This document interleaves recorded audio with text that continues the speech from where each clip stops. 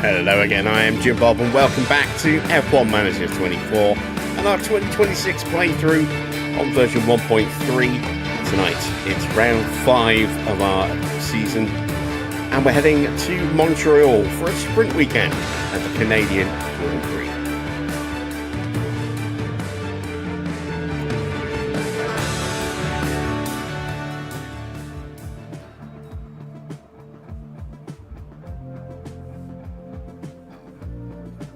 Evening Stan, evening Yes, evening Dino, evening Victor. Good to see you guys. Hello to everyone else who's lurking in the chat. As always, please do feel free to say hello. And if you have any questions, ask away and I'll see what I can do to answer those for you. Tonight, we are heading to Montreal. It's a sprint weekend and it's the last race of us using the current version of maximal graphics on the race racing variant because it just makes it really almost impossible, especially when it's really bright sunlight, to race using the driver cam, which is a real shame because I do like that cam. So we'll be going back to an older version without ray tracing after tonight, and the reason we're doing it after tonight is because the older version does tend to get a bit laggy one particular corner on this circuit. So we're going to get through this weekend and then we're going to roll it back to version 3.3, I think it is, as opposed to the 4 point whatever we're on right now. However, we do have something new tonight. We have Realistic Racing 2026 variant version 1.4. And there are some really cool things to go through. So we're actually going to go through that right now and discuss the changes that have been made to the mod because they are quite significant. So let me open that up. And let me take you to the desktop. There we go. I'll zoom in a bit as well for you. Ooh, maybe a bit too much. And you know what? Let's move me to the opposite side of the screen. There we go. Let's see. We want to go to updates. We are running the advanced versions. We have been all season. But instead of 1.3, we're now on 1.4. And this is the big bit, mechanical faults, and I have been testing this over the weekend since it dropped, and it does exactly what it says it's going to do. Random faults, random retirements. So the fault escalation score calculations have been changed. Component condition now has less impact on mechanical faults, and reduced score weight has been replaced by a randomizer that is adjusted by the engine's durability value. Critical mechanical failures can occur instantly without escalation. Total failure will result in cars stopping on the track without reaching the pit, and in most cases triggering a safety car. I have actually seen this happen already in my testing. I am going to suggest that maybe it goes to a VSC, to the creator. Mechanical faults now occur from the very first race of the season, so if you've got a terrible engine reliability, as we did at the beginning of the year, you could start suffering engine failures right in the very first race of the year, which kind of wish we'd had this right at the start. It would have made it a little bit more interesting for us. Also, fault severity is slightly higher in early season races. AI will try to replace components with major issues after FP1. That hasn't changed. That's still kind of where it was. AI will retire the car with critical ERS issue if it's below points positions. Now, previously, the base game, if the car had a critical ERS failure, it would just carry on. It would be slow, but it would carry on. Now, it will actually force a retirement if it's not in the points. If the car is on the last lap, it will keep going. If it's in the points, it does kind of suggest, although it doesn't state it here, it does suggest that they will keep going if they are currently in the points. But my guess is they're going to be slow, and if they drop out of the points, there's a very good chance that they may retire. We'll have to see how that crops up, because that hasn't popped up in my testing yet. Critical failure chance is about 8.5% per issue and is therefore approximately 3.5 issues per race. It can be a total failure or an impending failure at the same chance. Although the actual percentage will depend on the fault score, this means that higher probability with lower part condition, higher engine temperatures, not avoiding curbs, and the new random factor. So it's a lot of things thrown in now, rather than just, you know, your engine gets a bit old and then it starts to wear out a bit and then you might develop a fault. And if you ignore it and it keeps getting worse, then you might get a retirement. Now your engine can just go bang, just like that, which is awesome. Estimated retirements from mechanical faults are around 15 per season. I think that's across the entire grid rather than us. But this is RNG based, so it could easily be 10 or 20 retirements. Incident failures can be removed by deleting a specific file from the packs folder.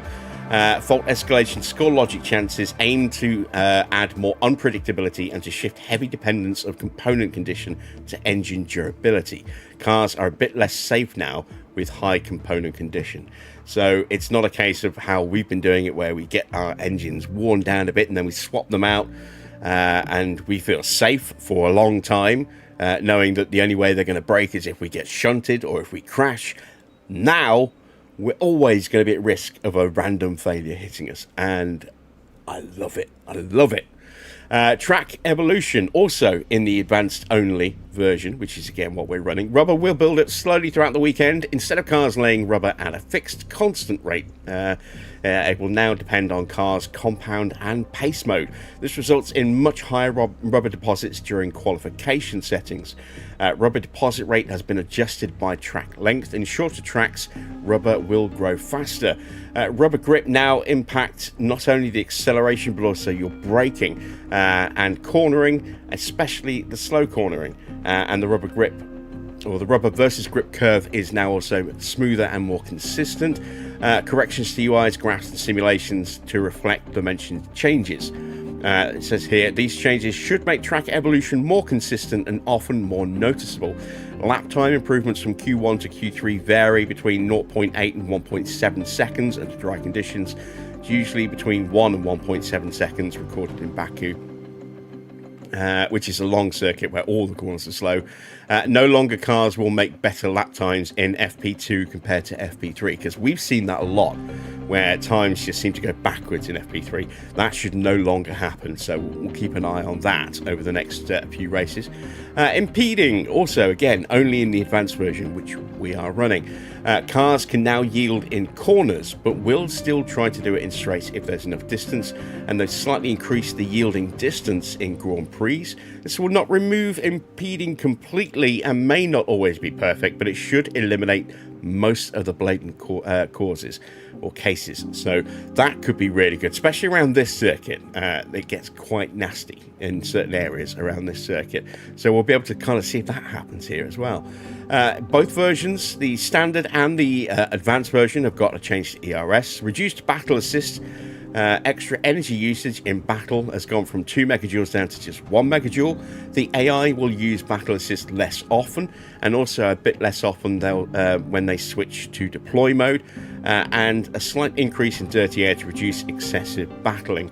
A slight decrease of the wear rate on your ERS modules. Hopefully this will reduce the gaps a bit between the cars by wasting less time in battling. I have seen some change in this from my testing, but I've only had a couple of races, and they've been on 24 race replays rather than on a current save file. So in theory, it does mean that whereas we've seen one car get a really big boost and just take off if the two cars behind start fighting, that should eliminate that scenario of a bit. Might not get rid of it completely, but it should reduce that quite significantly, hopefully. Again, we'll be able to find out at this circuit tonight. This is going to be a good test of that, I think. Some other random changes, or other changes. Opening lap incident logic has been changed to make incident chance more precise. Chance in most tracks is about 60%. The mod logic of the AI development has been rewritten, as has car setup impact. This logic should be more stable across different PCs. in the advanced version. Improvements to driver control stats impact on incidents. Now it will matter across all types of incidents, but with some randomization. Previously, it didn't matter for some types of incidents, such as lockups. Again, this is something in the advanced version only. Fix bugs of incorrect ERS deploy mode energy values in the UI. That's fixed for both versions. Slight reduction of incident probability for certain street circuits to reduce the number of red flags. Improved tyre warming for qualification flying laps. We can also now find some alternative modules for different mechanical rate failures and dirty air strength. This update includes a number of very difficult technical changes. Tried his best, but as always, there's a chance of issues. We'll let him know if we encounter any. If there are no major issues, the standard mod will also get that update soon. So, yeah, fun. We've got random engine failures to look at tonight, which I can't wait to see in action around this circuit, because there's a good chance we might get some. Let's check the weather forecast. Saturday is going to be quite warm, 25 degrees and lots of sunshine, so we could see some high track temperatures. We could see some high engine temperatures and dirty air as well, so we could see some failures for the sprint, maybe even for sprint quali as well, who knows. And then a little bit more overcast and potentially a little bit cooler on the Friday and the Sunday, but we'll have to see if that is actually what is going to be the case. More often than not, we've seen that the weather changes don't always reflect what we're told here, so we shall see. Let's go to our inbox. There's a strategy prep. It says warm, so again, we're not looking at like blisteringly hot temperatures, but we could see some overheating. And of course, that is definitely going to be a factor going forward. Let's switch back to the smaller cam. There we go. What else? We do have new parts on the car, if memory serves. How about retiring the car when the rear wings were absolutely damaged? No, that's still, I don't think is still a thing. Well, it might be. We'll see. We'll see if someone gets shunted and their rear wing gets smashed up badly. They might. But I think it's more to do with chassis and suspension that they're more likely to retire on rather than the rear wing itself. We'll see. We'll see if someone does get punted. There are a few places where there could be some lockups, like turn 1, the hairpin around, was it turn 10, turn 11, maybe into the chicane at the end of the first sector. You know, we might get a lockup in there as well. So there are a few spots where cars could get punted, and we do have a good chance of a first lap incident as well. We do have, as I think, new parts on cars. Let's see. Alonso's running the new Mark III chassis here tonight. We've only got one of them. So Stroll's running the Mark II. Still on the same front wing, no changes there. Same for the rear wing. We're still on the Mark II there. Side pods. Both cars on the Mark II side pods. Underfloors. We've got both cars on the Mark III underfloor now, with a couple of spare Mark IIs. And suspensions. We have both cars on the new Mark III suspension with spares on the Mark IIs. So, cars are looking a little bit better. You can see we've got nice engine cooling and pretty good tyre wear. Everything else is still rubbish, but we shall see if we can achieve anything tonight. Let's set ourselves some targets, shall we? So, we're going to go 18th for Fernando, and I'm going to go 20th for Stroll. I'm feeling a little bit more optimistic here. There's a good chance that we'll see some retirements. Hopefully Stroll's not one of them. And with that, we are ready to head to Canada.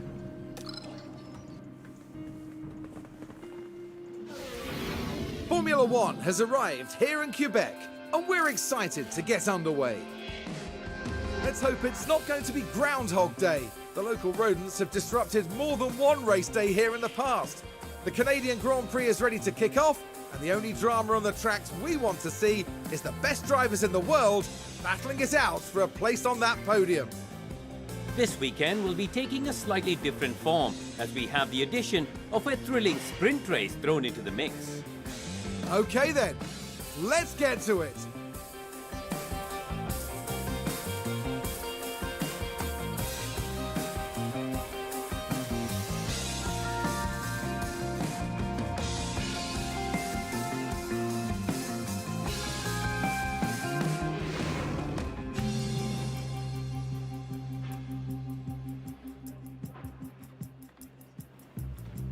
Okay, this is our one and only session to get the cars set up as best we can.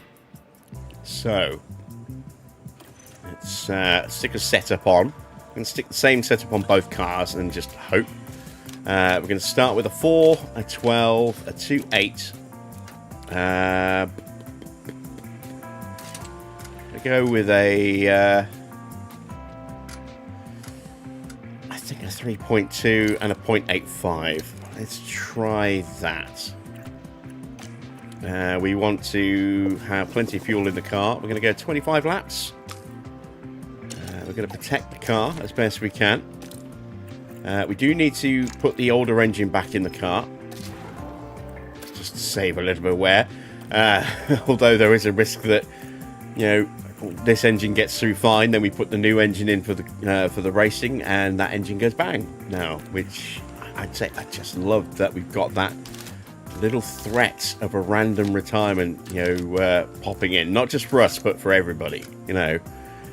So that should be quite cool. I'm going to drop that down to a 3, and I'm going to push that to a 0.75. So structurally pretty similar, just a little bit of a change down here.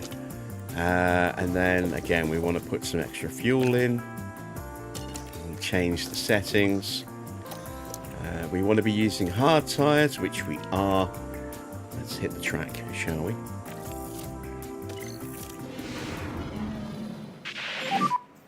Okay, green light, green light.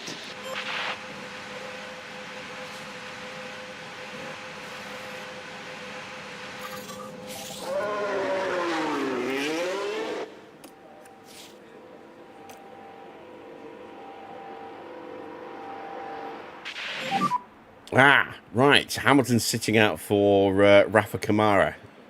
So we'll have a chance to check whether or not the second helmet is the yellow helmet, or if it is another version of the white helmet. Fornaroli sitting in for Lando Norris. Dunn and Mini both in, and Alpine.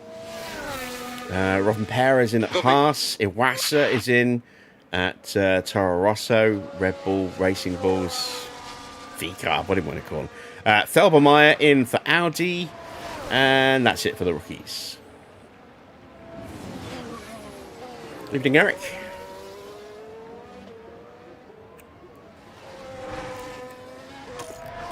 We're going to avoid curves.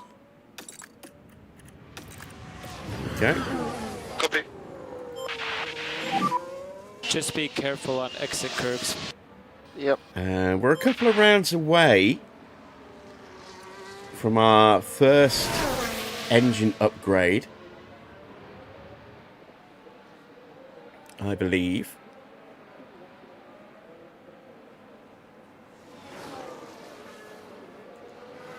Just checking the calendar.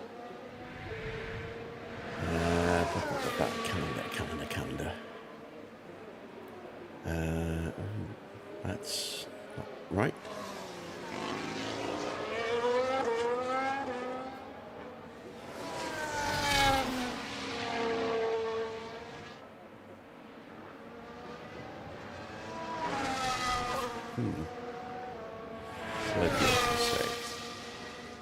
Evening, Eric. Evening, Farah. Good to see you guys.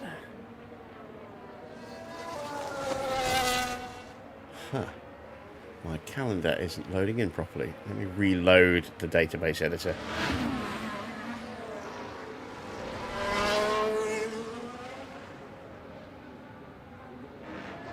There we go, that's better. So, we are at round 5. Next round is Monaco, round 6. That's going to be a potentially awful weekend, racing-wise, but we will get our first engine turning point after Monaco. So our first engine upgrade will be dropping tomorrow. Could be a good one, could be a bad one. It does seem to be completely random in how it improves the engine with each turning point. So yeah, that'll be interesting. Let's see how that works. Let's speed things up a little bit. I am rocking a brand new cap that arrived today. This is the David Coulthard cap from when he was at McLaren. I'm trying to remember exactly which year this is.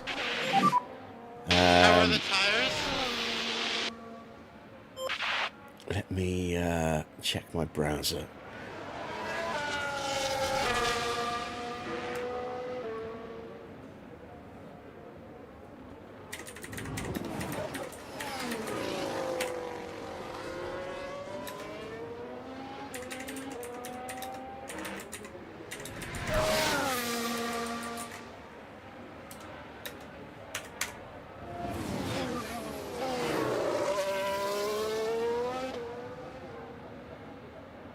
Okay, so this is from 2003. It's the only season that he ran with the number 7 on his cap, which is what we're wearing. Let me switch to a larger cam. There we go. So we have the Mobile One sponsorship with the Scottish flag design that was his helmet. We've got the number 7 with the signature on the right-hand side. On the left side, we've got David Coulthard, and then on the back, we've got powered by Mercedes-Benz. So, yeah, this is the 2003 David Coulthard cap rather than a team-specific McLaren cap. But it is from when he was racing at McLaren. I do have another cap in the background. This also arrived today. Let's go back to the bigger cam. It's a new Mercedes cap, and it's a beautiful Henry Lloyd early sort of Mercedes cap in white silver with the green stripe and the lettering. Absolutely lovely cap. And very soft material as well, very comfy. Can't wait to be wearing that one at some point.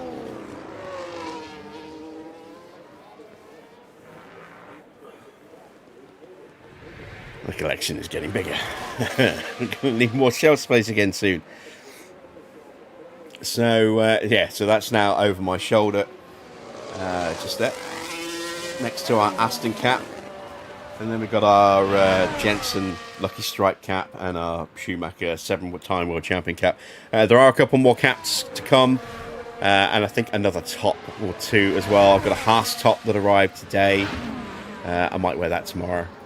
And then I've got a couple of other tops coming as well, including one that I've bought from Ukraine.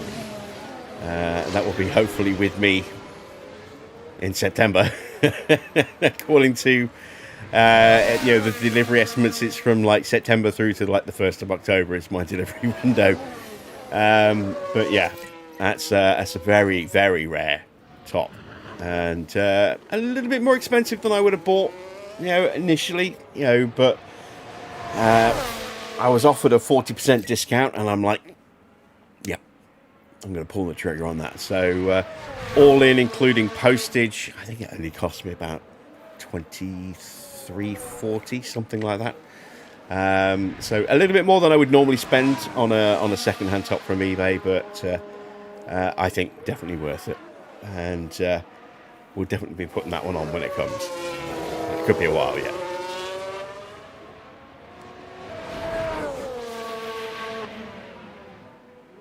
It becomes compulsive. Yeah, it does, but I set myself a budget each month. I set myself a budget. I set myself I cannot spend any. I've got to make sure I've got at least this amount of money left in my account. So, yeah, I probably do spend more than I should, but and make sure that I've at least got enough money to get through the month. I'm lucky my expenses are very, very low.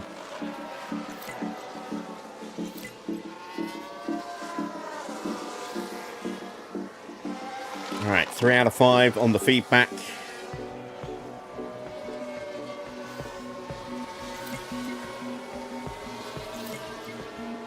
If anyone's going to burst into flames. Let's have a look at the second helmet. And it's a white helmet. So there is a mistake on the Ferraris. I need to change out one of the two. Luckily, I know which one it is I need to change. And I'm going to do it now, because otherwise I will forget later. So I need to save.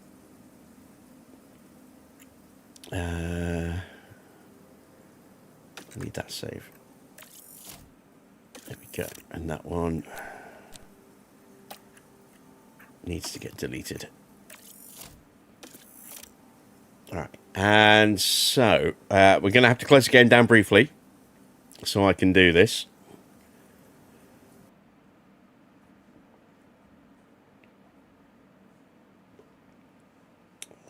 Let me pull up the packs and the mods. So,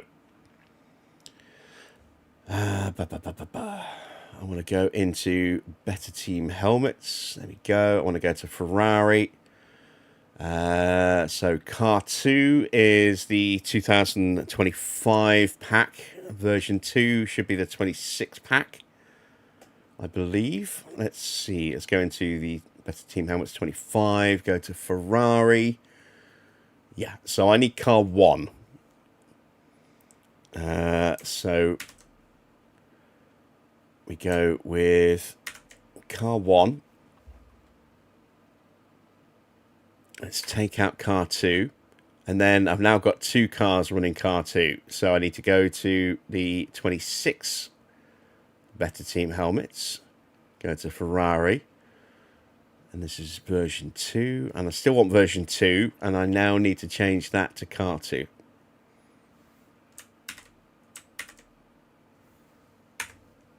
So, I think because Hamilton is in car 2, we'll still see the white one now. But next time Leclerc sits out, we should see the yellow helmet. So, let me just double check that. Car 1. That's 25s.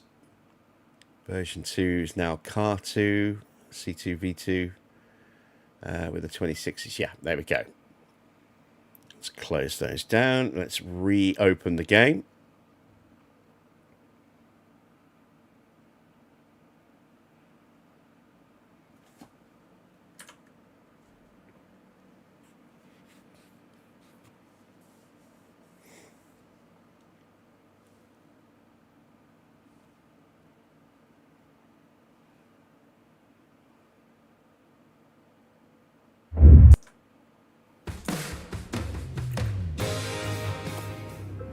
If we go back to practice, we should see a white helmet still on Kamara.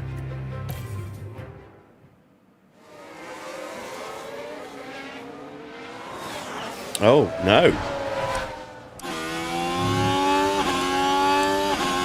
got the red and black helmet. That's not the one I wanted. But at least we've got 2 different helmets now.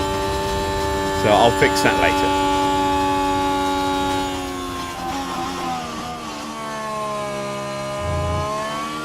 Yeah, that's not the helmet I wanted because I don't like this sort of the black checkerboard. There's a lot of black on this helmet.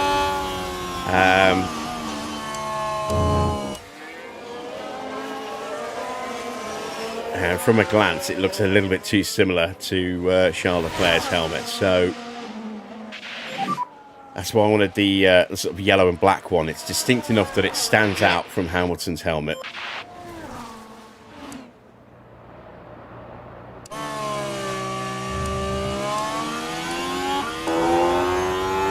You can see here what I mean about the glare. especially on bright tracks like this, it makes it, on some angles almost impossible to actually see anything. Which is why we're going to be rolling back to the older version of realistic racing. Not realistic racing, maximal graphics after today. It's just, we actually do get a nice smooth run around this corner that's coming up here, whereas normally it's quite juddery. See that? Buttery smooth. But version 3.3 hates that transition onto this shot, and tends to stutter quite badly for a few seconds. Right, we have some feedback from Alonso. Let's take a look. Nothing for you to say. 69 and 75 per Stroll. Neither of those are particularly good. We need to get them in straight away.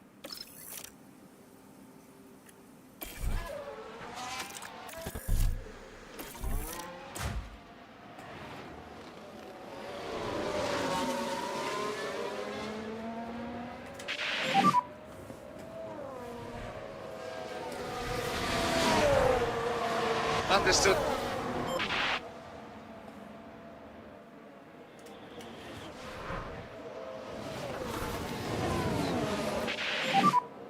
Oops.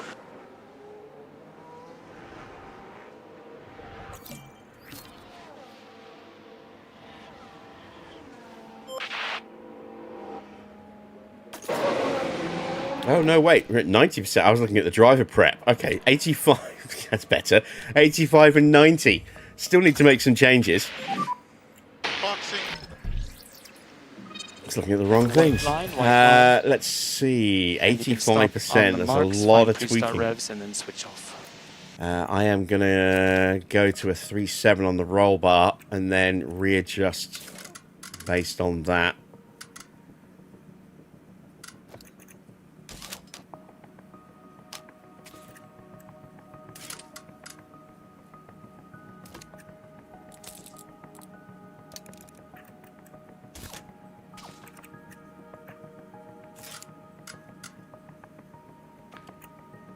And let's give that a go. Give it a mic.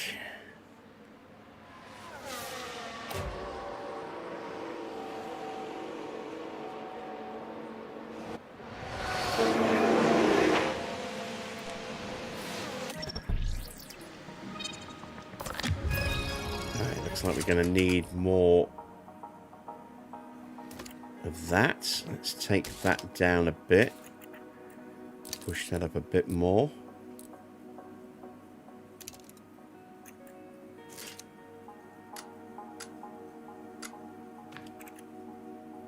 I don't really want to go an extra click there because that risks breaking the straight. So let's see if that works.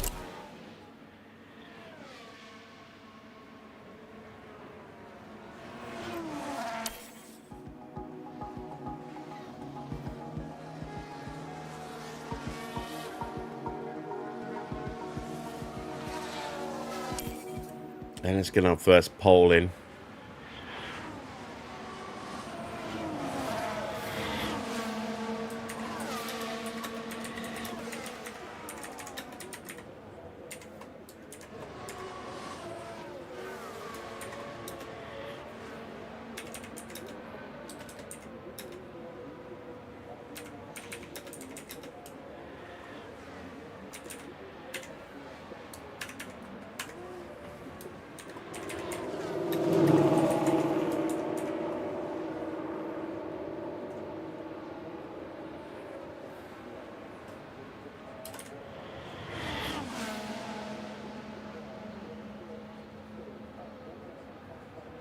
All right, there we go. Just a fun little poll, just to get us through through sprint quali.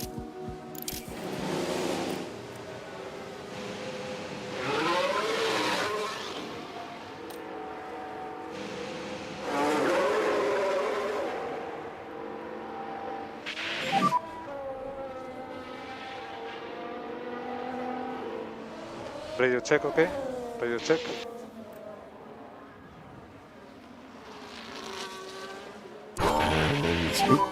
Yeah. Radio check. Let's get a lot of glare here. Yeah, loud and clear. Radio's loud and clear. Problem with the ray tracing version of this mod is that it picks up the little specks of dirt on the visors and just Copy. it's like J.J. Abrams' Wet Dream with lens flaring all over the place. Okay.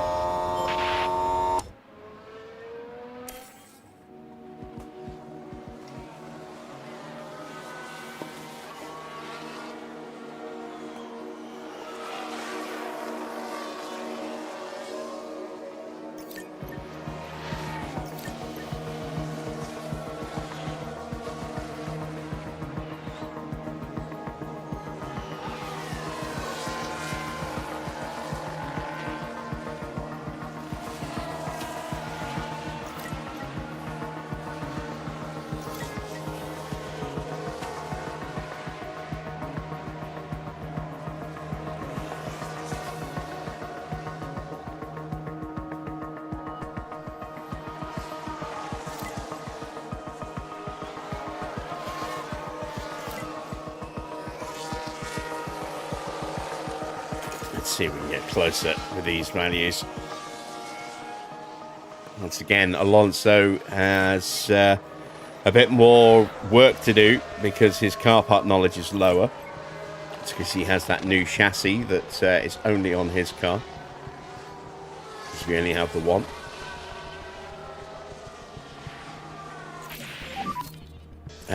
We made a big improvement with Alonso. Got him to 97. We'll keep him out. Have we gone the right way or the wrong way with Stroll? Oh, 97 there as well. Very close. Again, we'll keep him out. Get that track knowledge up a bit more. So that we can hopefully have them at 100% prep.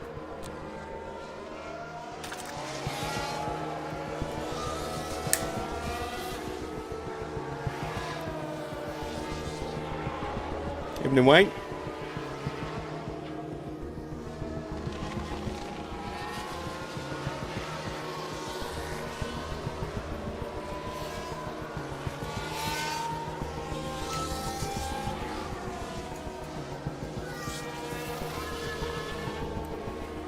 And there we go. Let's take a quick gander.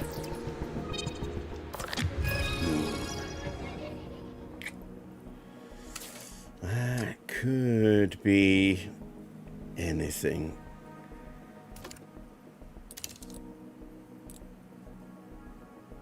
But I'll try that.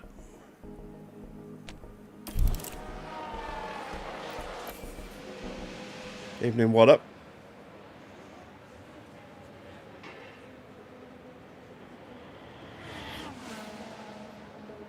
I have a very fancy cap coming in the next few days. May even get it tomorrow if I'm lucky.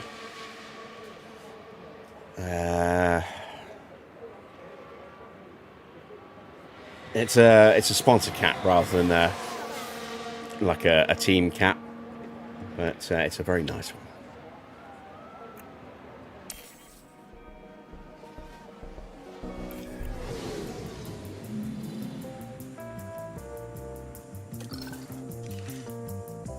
Alright, that is it for practice. So, up next, we'll be qualifying.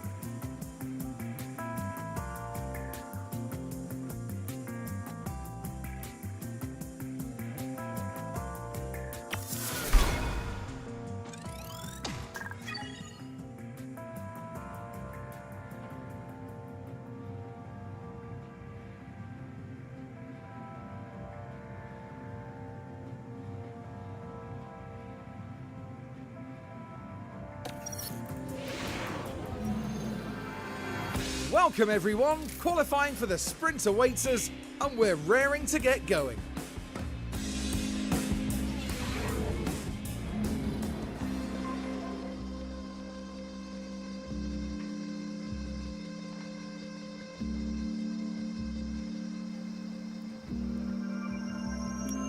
Right, made a little tweak to Alonso's car. Let's make a little tweak to Stroll's car.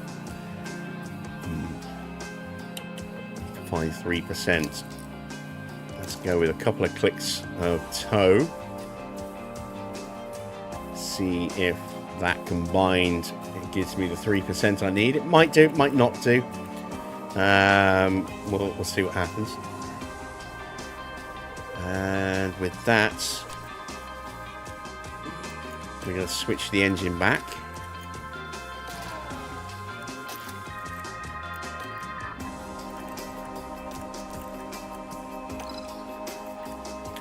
Take it out for Stroll. Never mind. Right, let's hit the track for sprint quali. Okay, green light, green light. Let's see if the new yielding really does work in qualifying.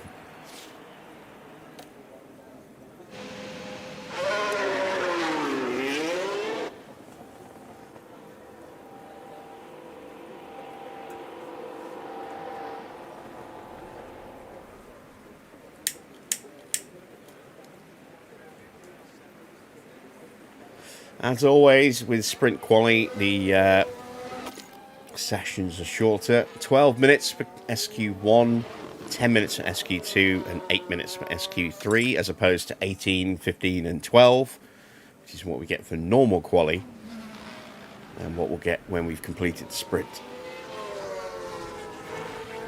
Looks like both Red Bulls are out. Verstappen and Hadjar, both McLarens are out now.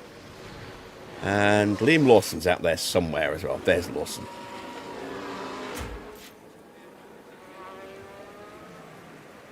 So the cars do still crawl out of that corner and then slow right down again. Just there. Let's see if they do jump out of the way of anybody through that sector. Or that section. If we come across anybody. Well, the Cadillacs is coming out. That's Valtteri. Let's move ahead to Stroll.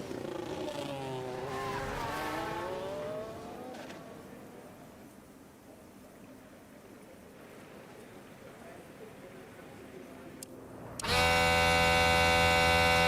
not going to get any traffic for Stroll in that awkward section. Maybe for Alonso, though. Temps are all okay now, temps okay now.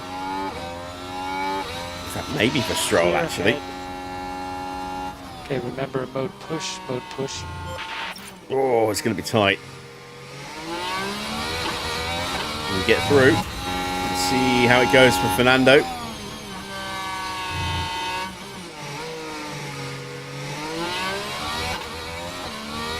We made it through. I don't think we had to lift. Let's see. Stroll did a 24.2. See what Alonso does.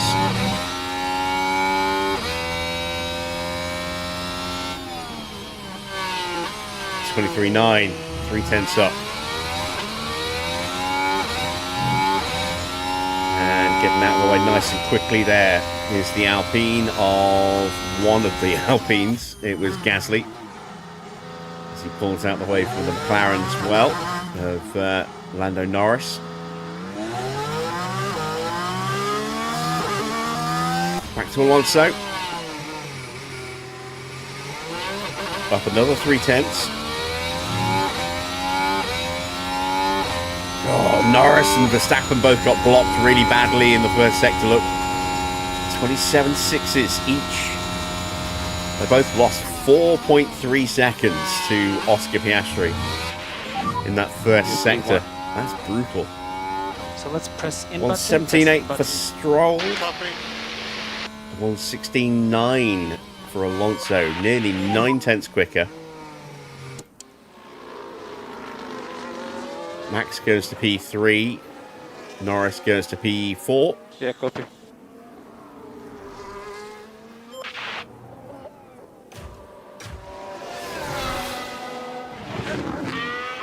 at the cars in the way for Oscar.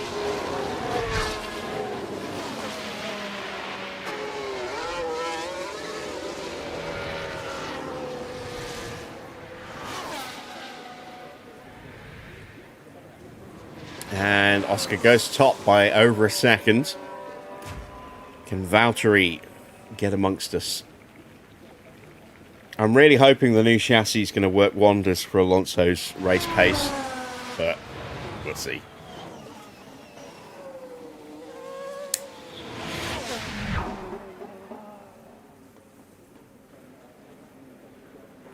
Perez coming up to the first sector split. This is 26.4. So Valtteri looks like he is either really slow or more likely he got held up some ways, a fair chunk behind Alonso. 3/10 down. Okay, pit lane. He was quicker than us in the other sectors. And still 6/10 up on Stroll almost. Let's check on Perez. He's at a horrible first sector, 26.4. So we should be comfortably beating him. And I think I'm going to try running 2 flying laps. I don't know if this is going to work or not, but we'll try it.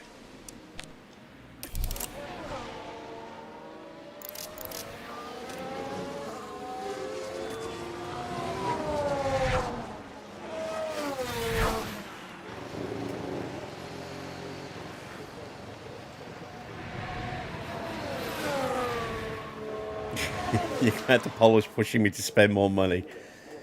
Yes. It is a hard task. I will dutifully accept.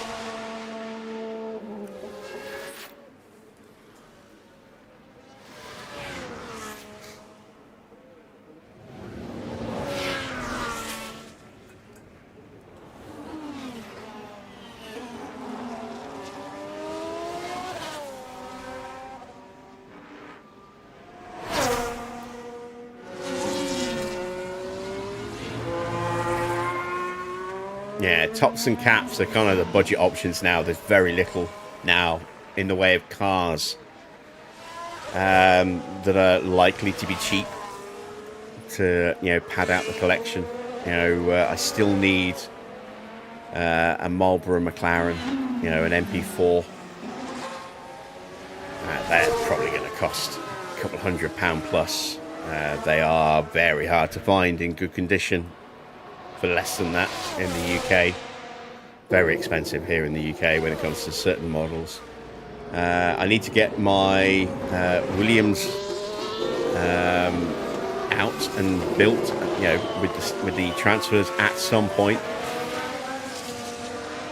And there were a couple of other cars. I'd like a Kimi car. I'd like an Alonso Renault, but we're talking triple digits on those as well, probably. So might not be any more cars for a while. Although having said that, I did just pick up a Stuart Ford, a Rubens Barrichello Stuart Ford, for less than a tenner, plus postage. The tyres looking very good from our side. Had the left wing mirror had been re-glued, so I might have to take that off and push. clean it up and then glue it on properly, because it did look a bit wonky. But everything else looked okay, just looked a little dirty, needing a clean. But, a tenner was kind of my limit on that one. And it came in just under that, so that's not too bad. It's kind of an iconic livery, the Stuart Ford. It only ran for, I think, 3 seasons. The white with the tartan and the HSBC sponsorship before that team morphed into Jaguar.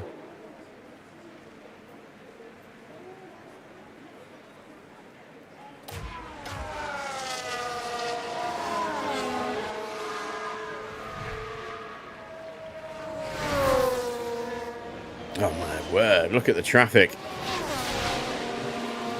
Alonso is on an improvement. Stroll didn't improve. He had an awful first sector, 28.7. Found some time in the middle sector, but it's a waste because he's going to have to go again. Alonso crosses the line, stays P8, but it's P8. I mean, look how many big names are out of position here. We've got Hadjar in 15th, Antonelli 16th, 17th and 18th in the drop zone for Verstappen and Norris, although not for much longer for Max. Norris, though, with a 29.1, is in real trouble. He's aborted, I think. Or was that an in-lap? Might have been an in-lap. 27.1 and 29.0. Yeah, it's same for Antonelli. They were in-laps by the look of it. There goes Hamilton. He is currently in P7, but with a time that's a long way off Russell. So nobody, apart from Max and George, of the big hitters, are safe yet. Antonelli needs to find a time. Norris needs to find a time. Hadjar does. Leclerc does. Hamilton does. It's not looking comfortable for quite a few cars here.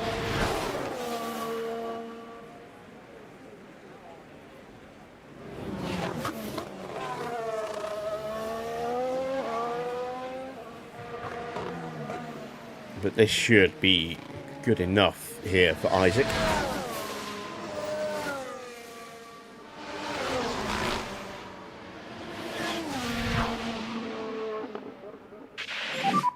We're happy with tires. He's up 7/10 on Colapinto's time at the moment. Charge off and mode push. Crossing the line. Goes to P2 within 2/10, just outside 2/10 of George's time there. Alonso has traffic.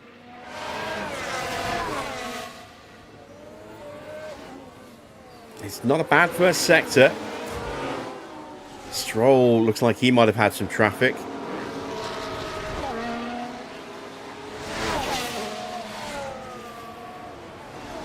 Oh, yeah, Stroll's done. Let's get Stroll out of the way.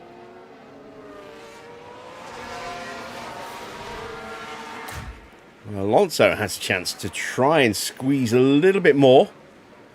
We're up to the end of the second sector, and we've got an improvement there as well. Albon pops up into P5. Hamilton crossing the line to start his lap. There's only 25 seconds left. I don't think Leclerc's going to cross the line in time. There's a real chance Antonelli and Norris might not make it here as well. Alonso crosses the line and improves to P9. We're quicker than Hamilton for now.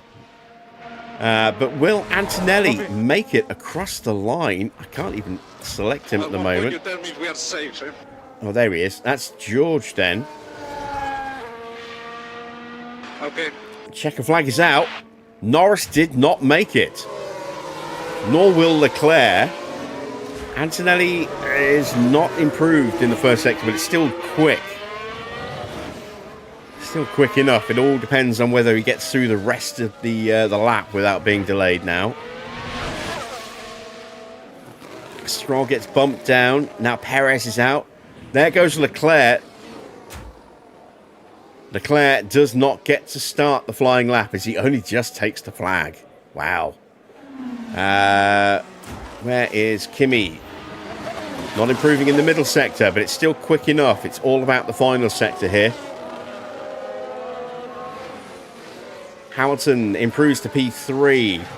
Lawson jumps above Alonso into P12. Bottas is 16th.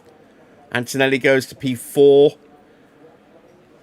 Hulkenberg is going to bump down Colapinto, but we should just squeeze through here.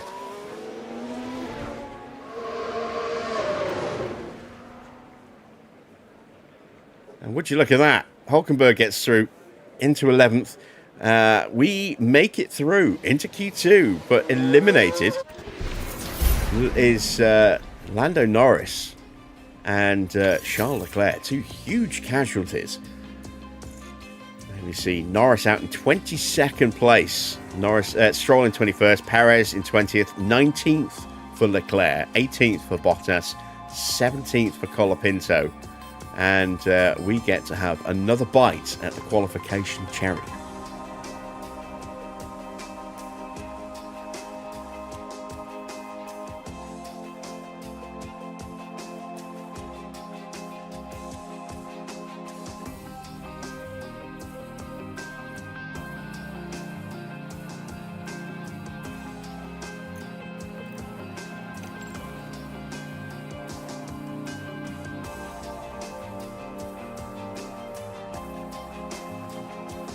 we also get to check on the setup changes we made, and had no impact on Stroll, and a slightly negative impact on Alonso, but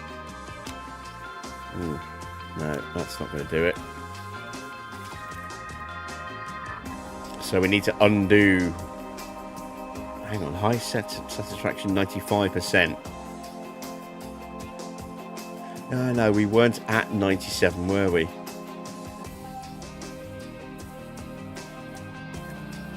Apparently not. Okay, so we can make a correction. It's going to happen with tyre camber, which means we're going to race like this for the sprint, and then we'll make the change afterwards. You know, for main qualification.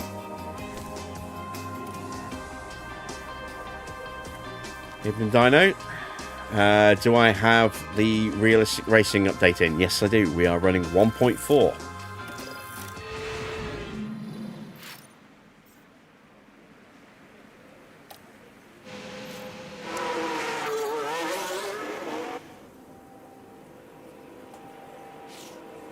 So, seems like you lot want me to spend more money.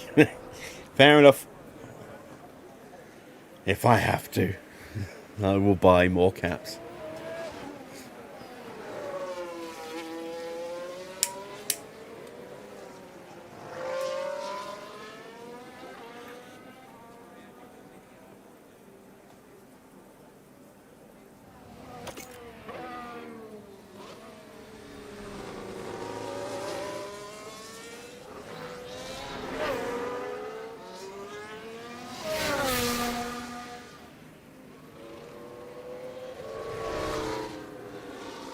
Alright, we've got Russell, Hadjar, Hamilton and Piastri all out early. Lindblad is also on track. And now Alex Albon leads as well. One of my thoughts on the Dutch Grand Prix. It was an interesting weekend. Sprint was about as processional as I expected it to be. It's a very tricky circuit to overtake on at the best of times.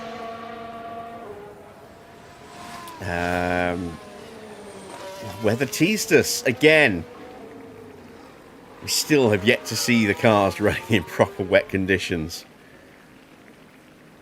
You know, the rain coming as they were crossing the line at the end of the sprint, and then no real threat of rain on race day. Big surprise to see Max retiring so dramatically. It's not something we're used to seeing like that. A good weekend for McLaren. They are looking a bit more resurgent now. It's back-to-back wins for Norris. The second half of their upgrade package seems to be working. I still need to do a bit more. I haven't heard anything at all during the whole Grand Prix highlights on Channel 4 mentioned about the Aston engine. So I need to do a bit of reading on that. To be honest, I completely forgot all about it because it was never mentioned.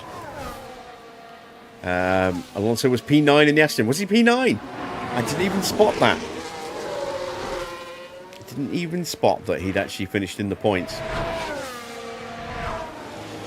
First time Max has ever DNF'd at Zandvoort. Yeah, and potentially the last ever time as well, because that was the last ever Dutch Grand Prix, at least for a while. It is off the calendar from next season onwards. May pop up as a temporary stand-in Grand Prix if the need arises, but they have been finding it increasingly more expensive to host Grand Prix, so the circuit organisers decided to end their run when their contract expired and not try and renew it.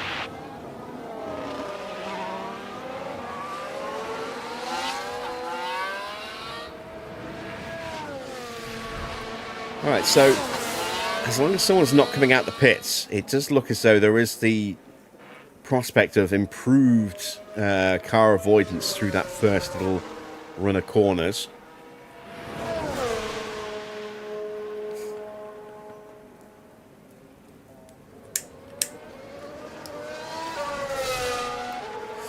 There was a bit of controversy once again with lack of team orders at Ferrari.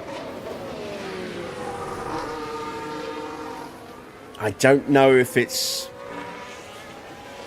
just, ineptitude or a legacy of, the Schumacher-Alonso years where they had a very clear number one that they threw everything behind, and number two driver got sacrificed at every opportunity, whether it was warranted or not.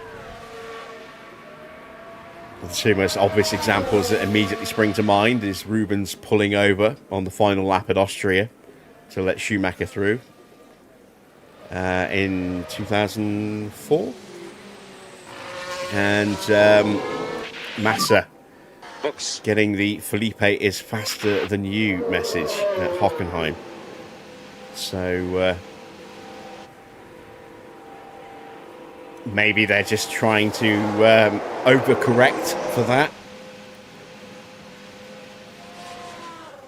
by avoiding putting themselves in a position where they have to favour a car.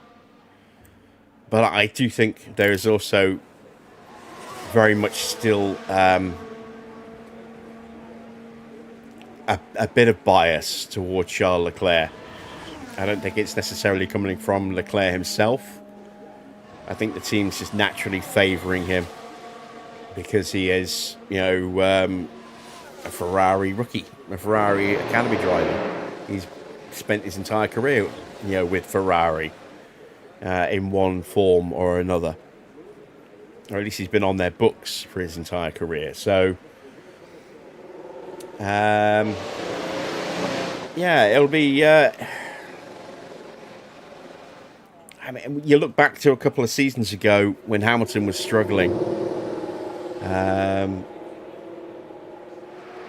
You look back to last season when Hamilton was struggling, and the call would come through, and Hamilton would move over pretty much straight away to let Leclerc through, and the call always came, and Hamilton always did the right thing. But when the situations were reversed, hasn't always happened. They haven't issued the instruction to get Leclerc to move over, and maybe Leclerc has been unwilling to move over in a couple of situations as well. So there is definitely trouble brewing on the horizon, I think, for Ferrari. They do keep tripping over themselves. The first thing I said when I saw that they weren't moving Leclerc over was, for God's sake, Ferrari, just get out of your own way. They're on different strategies, different pace settings.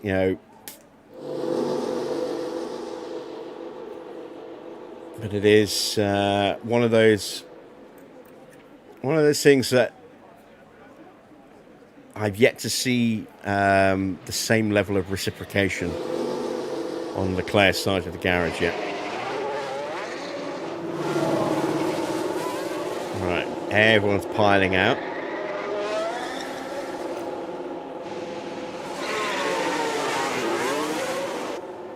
Let's see if we can maybe pick up a little bit of a slipstream here.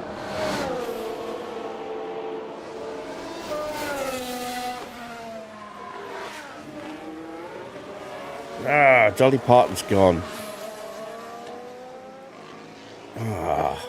That's a shame. 80 years old. God, I thought she was a little older than that.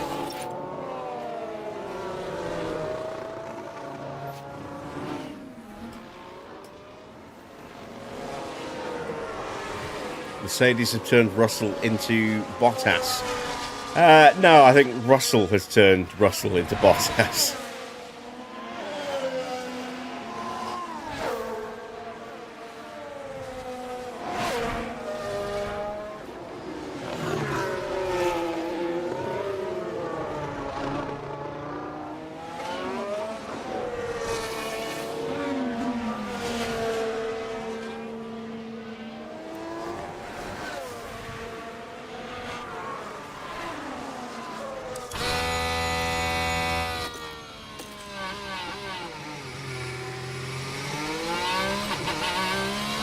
tyres are fired up. Still got plenty of grip. Let's see what kind of time we can spit out here. Oscar is at the back of this little train of cars. Needs the time because he's slower than Alonso at the moment.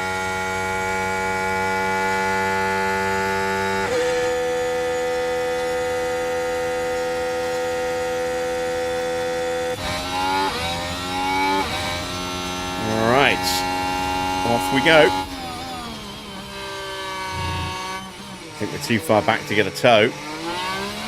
Probably going to give one to the Haas that's behind us, which is Ollie.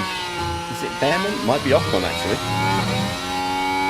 Let's see which one it is. It's Ocon behind us, and he is a couple of tenths quicker than us in the opening sector.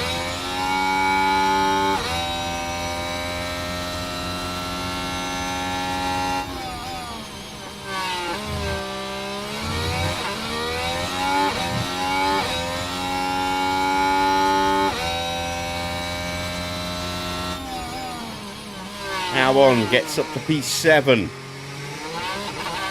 Teammate Sainz will be the next across the line.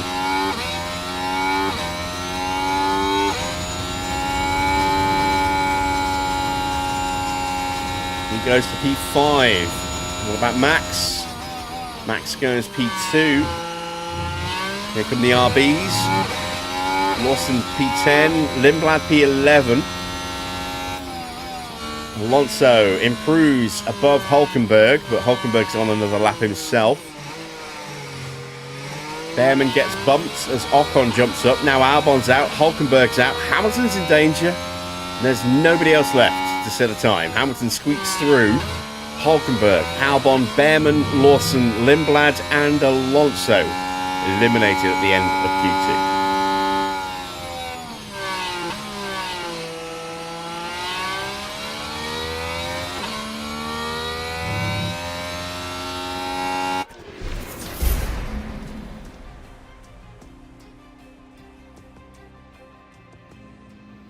Alright, we are out of qualifying. Let's see who sticks it on pole.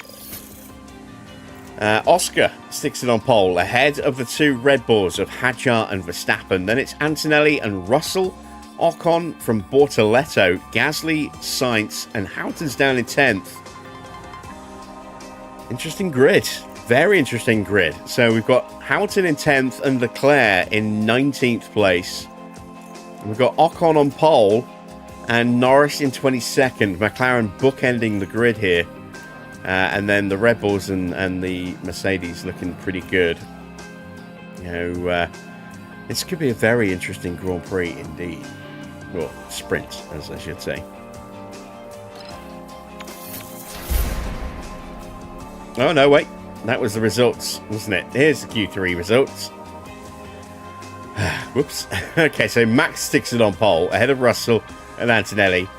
And then Piastri, Hamilton, Hadjar, Gasly, Sainz, Ocon and Bortoletto. It's a bit more realistic looking grid, isn't it? Right. Let's see if there are any penalties or pit lane starts that need to be adhered to.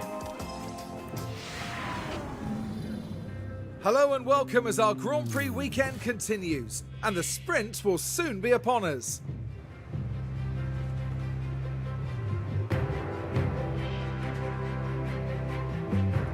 And of course, the big incentive here is getting a few extra points on the board, with the top finishers in the sprint set to add to their championship tally.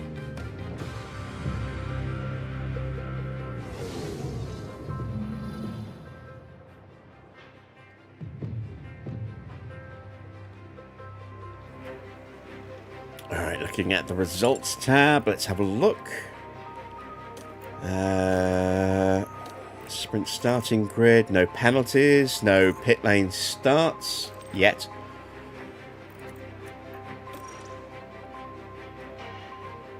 Alright, we locked down the braking stability, but we still need to move the cornering. That could go either way. Where are we? 21st, aren't we? Yeah, we may as well make that gamble now. See if we can lock it down, ready for the Grand Prix itself, for main qualifying.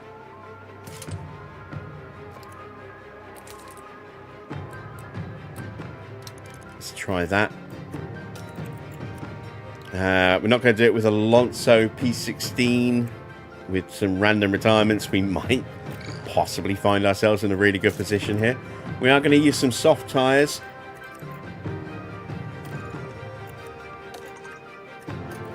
There we go.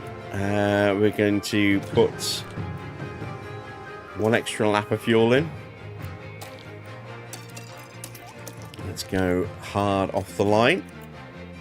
And we'll leave Stroll as is because he's going to be stuck for the pit lane. We are ready.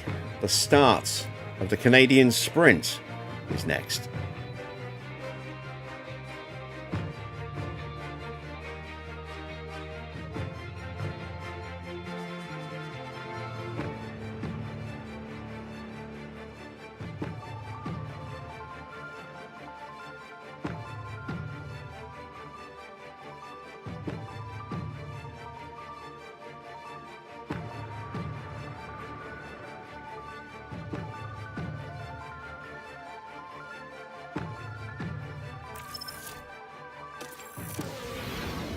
Here we go.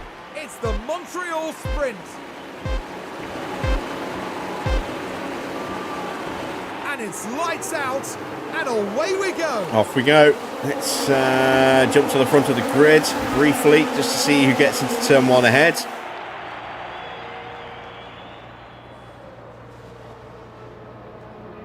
Bit of shuffling going up and down the grid. Two Mercedes drivers side by side. I think Russell might squeeze him out, and he does. Can we put the squeeze on Ollie Behrman?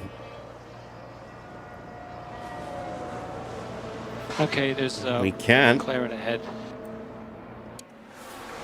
No incidents of any real note so far. Leclerc's in P19, Norris in 21st. Let's have a happy Alonso.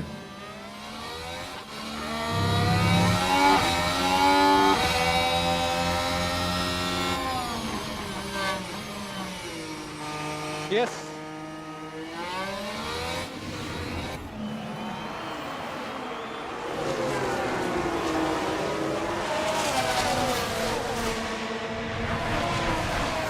Yeah, my eye's been a bit itchy today.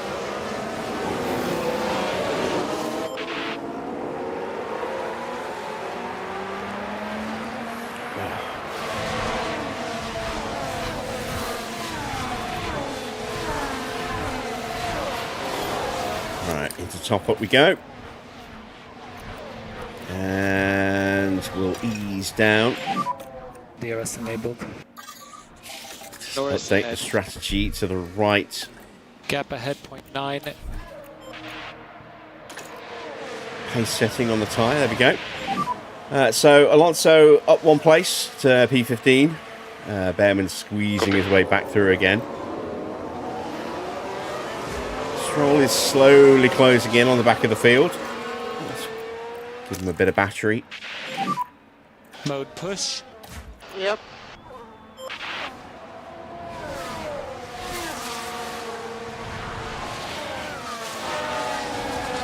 Nami. I've got to say, I was impressed with how Liam Lawson handled himself this weekend.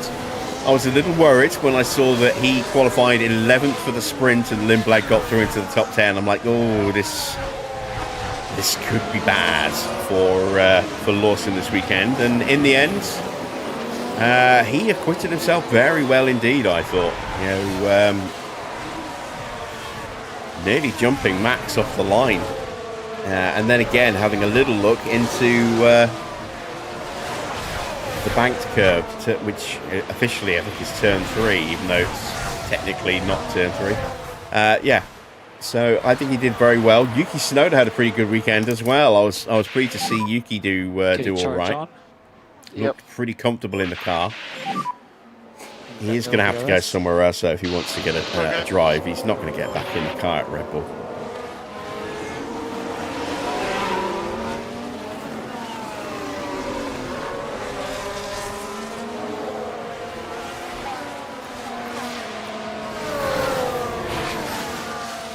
So, Lap 3, Max leads from Russell and Antonelli. And we have not had that one car break away at the top of the field so far. Top 3 have broken away a little bit from Oscar. He's got Hamilton behind. Gasly's in P6, then Hadjar 7th. 2 Williams 8th and 9th. Portoletto in 10th.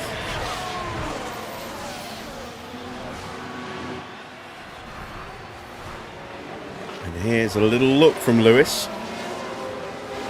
Only a look.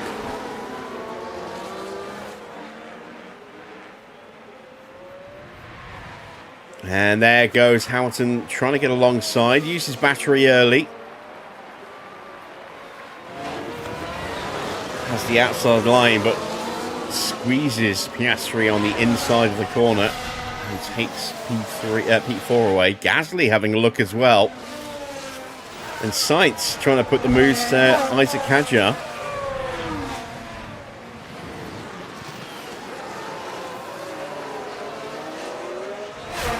And our spare lap of fuel has almost gone already. We've burnt off half of it in the opening 3.5 laps.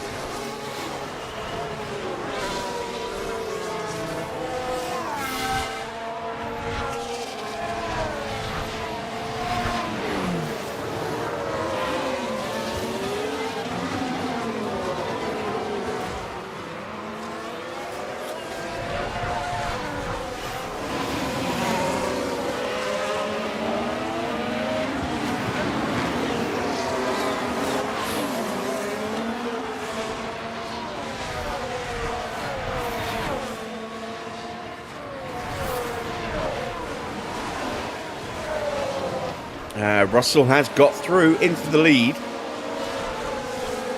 I missed that. I was too busy poking myself in the eyeballs.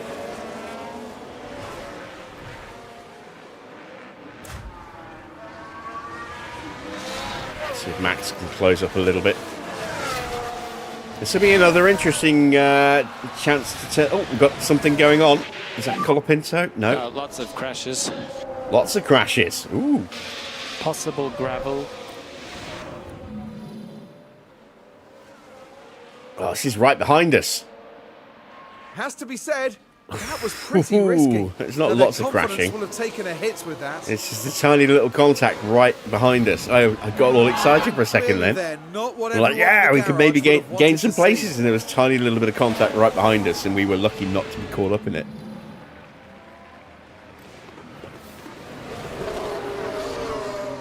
We are already drifting away from the pack.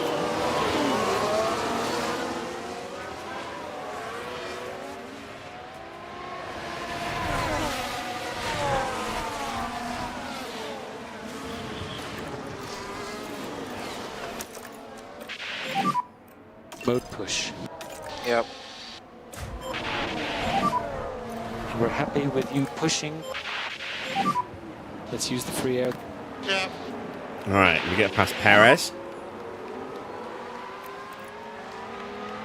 Can we make it through past Norris as Antonelli sets a new fastest lap?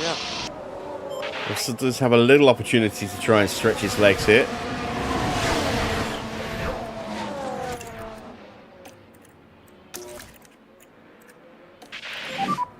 Charge on, charge on.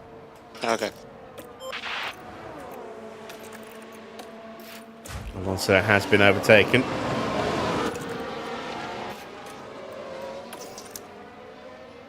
So let's take a look at the replay. Now this was at turn 1. It's there for the taking.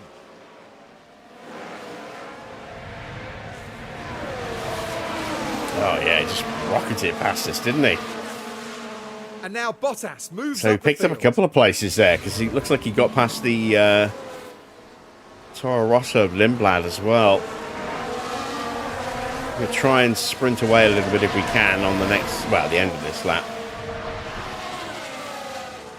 And I have a giant moth on my window frame. Lovely. Oh, I did.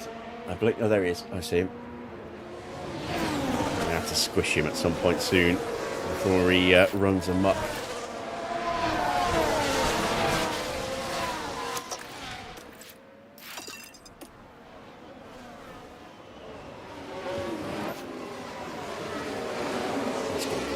line fitting.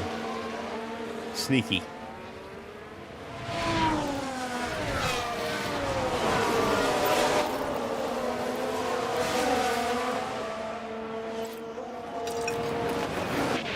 Oh, here we go. We need a back off. This is our first But the car's definitely not happy. Surely issue. some kind of fault. It's just a minor issue.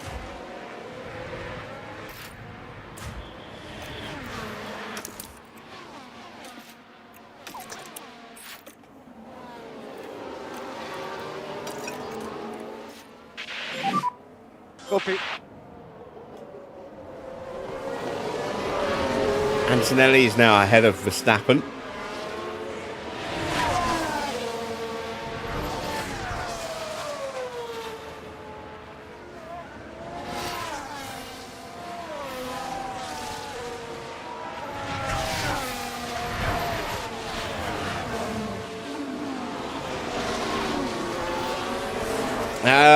To be honest, I'm not 100% certain. I think it's 77.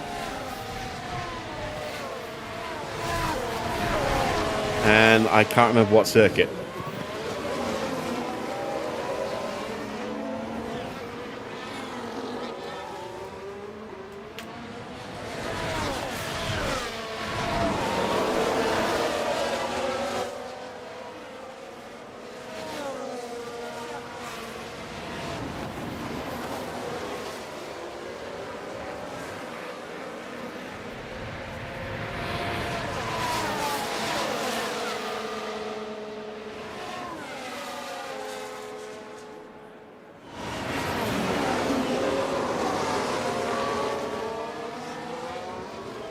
Yeah, I mean, it's not one that's... Because I never watched him race as a kid. You know, I know of him, and I've seen clips of some of his races, but it's never been a driver that has stuck in my mind in the same way that drivers of the era that I grew up watching have, like, you know, Senna, Piquet, Mansell, Prost. 82 in Belgium. Wow, is it really? Yeah, I was 3 when that happened.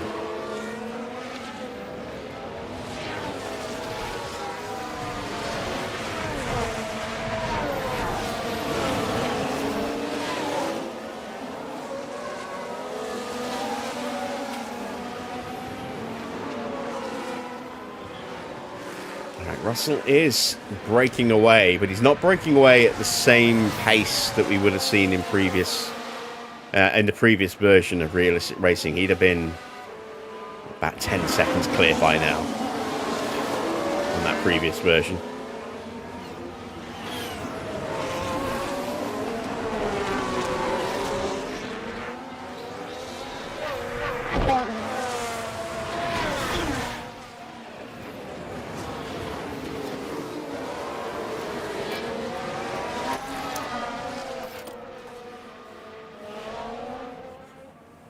Colapinto puts us under a bit of pressure. He's going to take the place from us by the look of it. Left the door a little open for Charles Leclerc as well. Trying to get a little bit more battery in the car.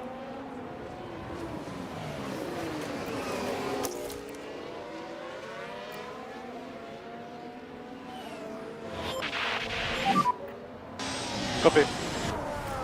We have got more tyre that we can play about with. Just don't necessarily want to unleash all of it just yet. Norris starting to move up the order as well.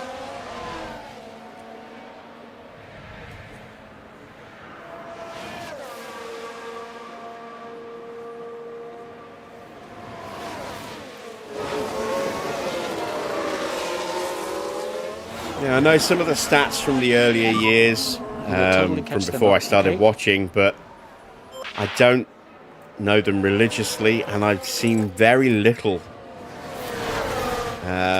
of actual full races from before my time as well. I've seen little clips here and little bits there, but you know,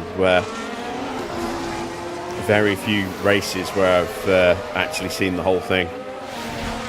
So a lot of sort of things like that just don't register in the mind the same way that, you know, stuff I grew up watching does. It's a little before my formative years. Perez has got ahead of us and has left us behind. Yeah, copy. Now I think we might have to up the tyre pace a bit. Temperatures are actually quite low. 89 degrees. And this is a 24 degree ambient temperature, so track temperature about, what, 39 degrees?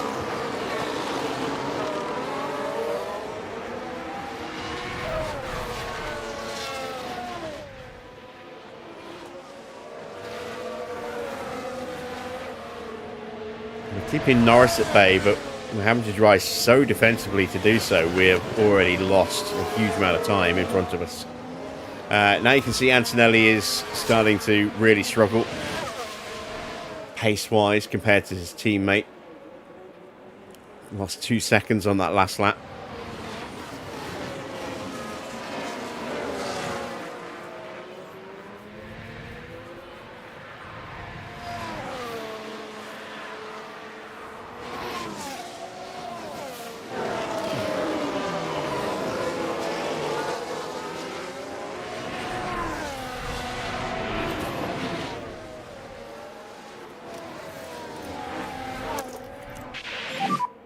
Mode push, mode push. Yep.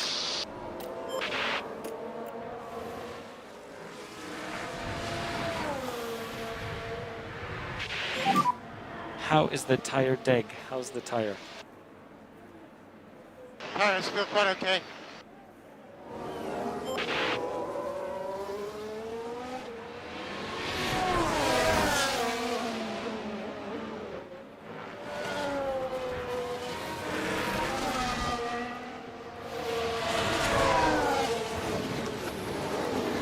Just can't quite seem to get back on terms with Perez here.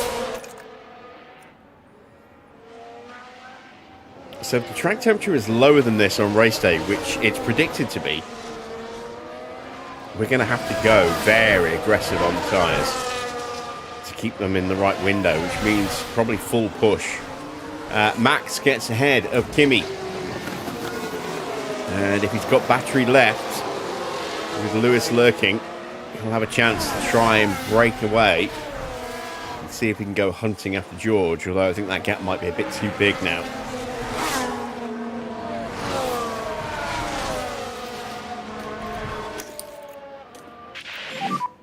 And Piastri gets past Hamilton.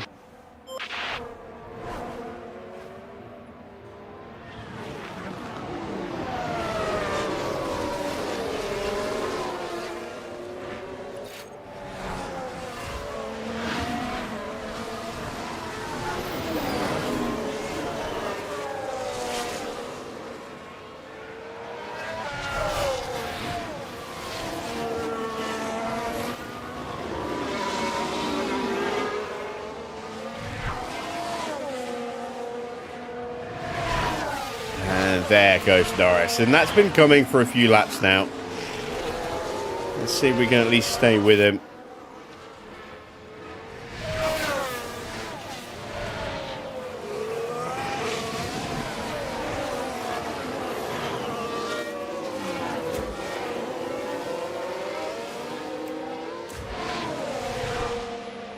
But if this is a reflection of what our race pace is going to be like on Sunday, could be in trouble.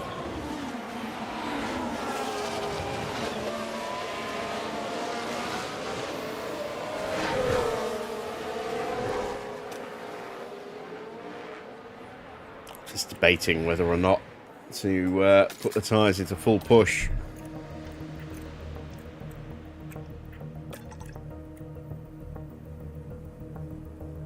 I think we do.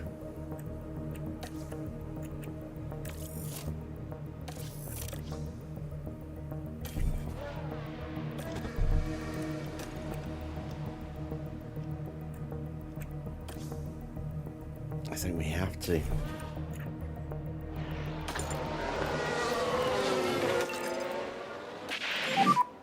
Let's just put our head down. All right, let's go for it. Hopefully we can produce something.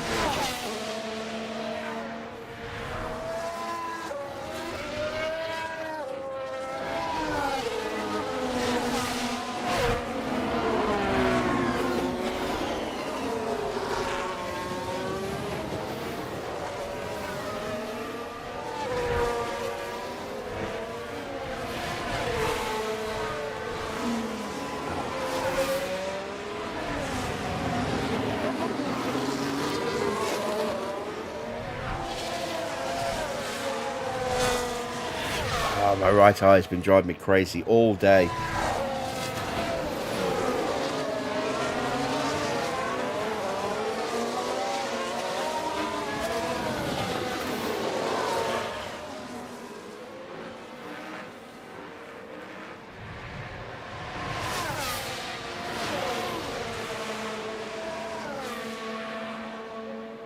Yeah, there's no breakaway between those two, but they have left Hamilton and Piastri behind.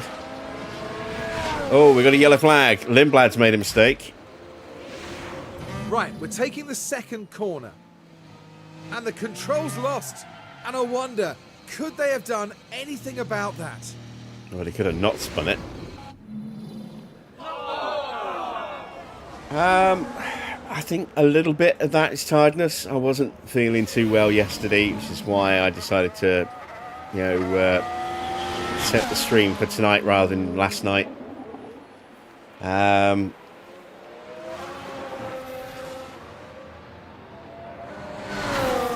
was getting some weird eye strain headaches yesterday as well, and I'm wondering if it's maybe just a continuation of that. But I have been struggling to sleep these last few days. You know, only getting a couple hours at a time. Yes! Well, he's a happy stroll. So that probably doesn't help. I am feeling tired right now. That's why I'm not my usual, you know, super chatty self.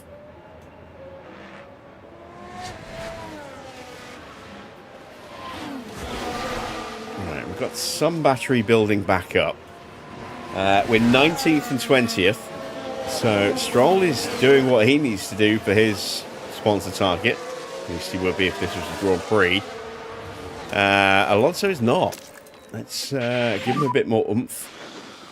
Okay. See if we can close the gap back a bit. Norris and Bottas fighting over P18 at the moment. P17.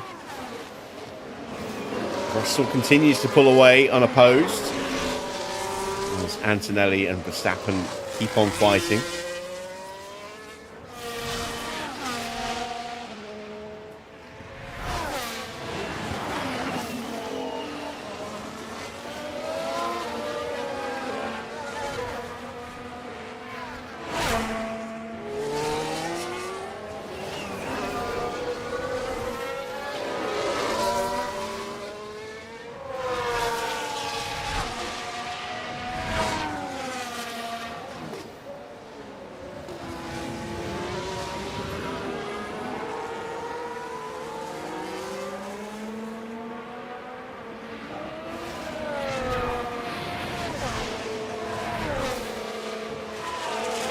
Right, we've got that gap down, but we're now out of battery.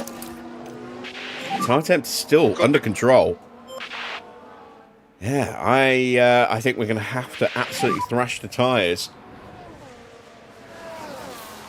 Yeah, okay.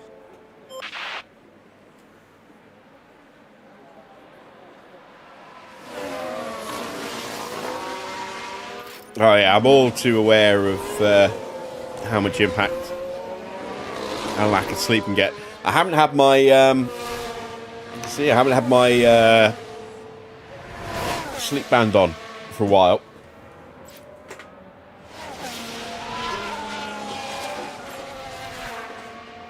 The strap broke, so there it is. My little sleep band, but I'm waiting for a couple of new straps to arrive coming from China. I'm hoping to have them in the next couple of days, and I've not actually been wearing that now for about 2-3 weeks. The silicone strap, the loop snapped on one side, and then the whole thing went, and then it just left the prongs starting to dig into my wrist. So I decided to just remove them. They pop off really easily, the straps. It's a really clever little design. There's like a little button on each end, and you just sort of kind of clip them in, and the straps just literally ping out. So I've ordered some fabric ones. I've ordered two straps, slightly different styles. One's a Velcro, one's a more traditional. Just do the best you can. Ratchet style, I think. Gap behind Perez gets 1.3. back ahead again. So yeah, hopefully those will come in the next few days. I can get that back on, and I can actually start measuring my sleep data again, seeing exactly how much or how little I'm actually getting every night.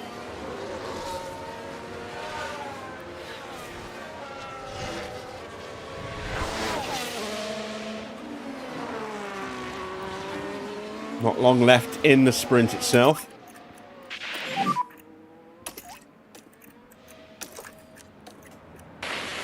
Copy. We're coming at the end of lap 18. No more lifting coast. George is a mile ahead. There's George, and there's us. So there's a risk that we may get lapped. I think we'll be all right, but I mean it's not a foregone conclusion that we won't get lapped. Perez ahead. Okay, gap ahead 1.5. I can't seem to break Okay, away let's from make the most of Lindblad it. at the moment. There we go. Burst the battery, Charge drain on, it. Charge on. Yeah.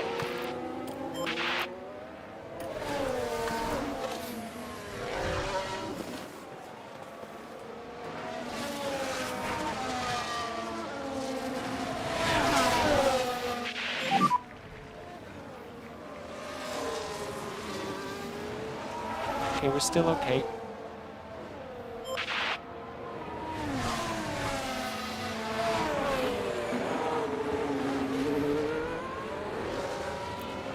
Let's see, with the reduced sunlight, how bad the glare is.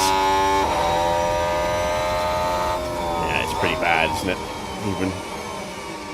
Even with big chunks of the track in the shade, Keep us it's updated on the tires. still almost Start this unusable, this view at times.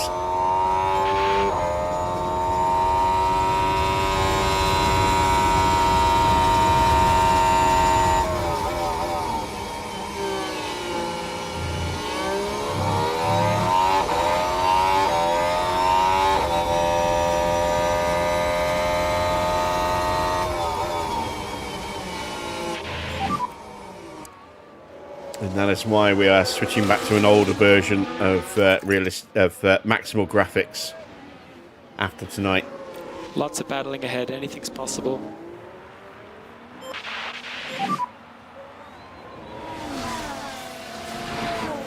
Okay. Hamilton's back up into P4. Max almost got the breakaway on Antonelli, but couldn't quite complete it. And now Antonelli's caught back up again.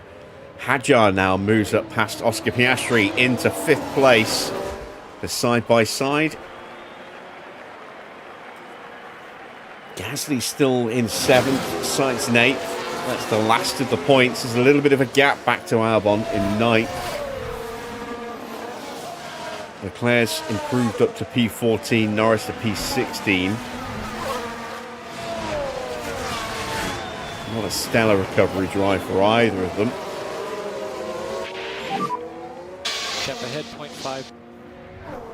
Maybe get this race back to us somehow. And lifting coast in turn 1. Copy. All right, 3 laps remaining. About to be 2 for George. Copy. Alonso has caught back up to Valtteri again. Stroll gets past Perez. We've been getting a lot of yes, yes today. Mainly just from getting past Perez. Oh, see that, man?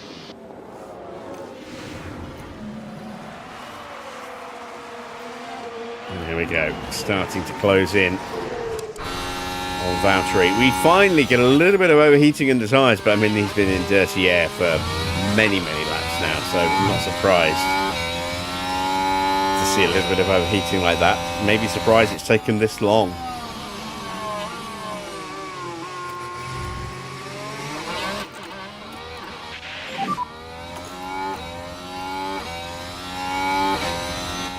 Copy.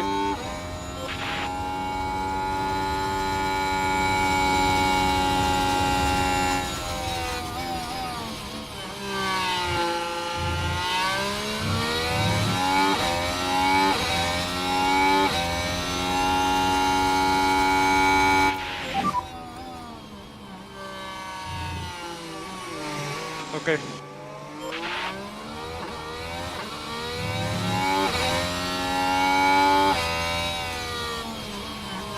Two laps left.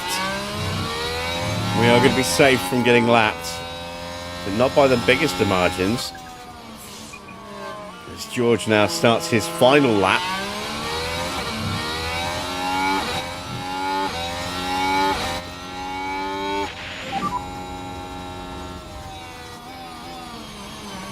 Understood.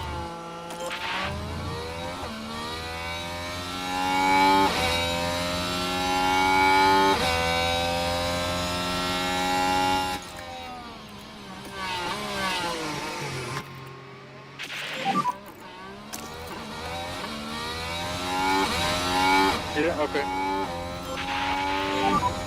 Keep digging.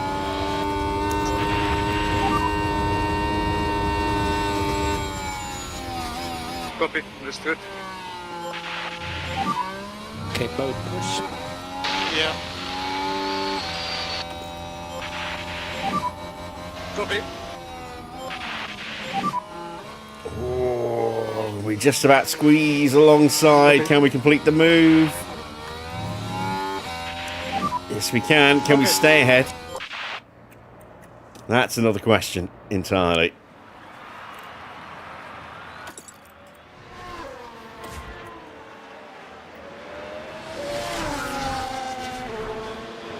Our sprint winner today, George Russell. There we go. We've barely seen him, but George there's your Russell race did winner. so well today. He really deserved that sprint win.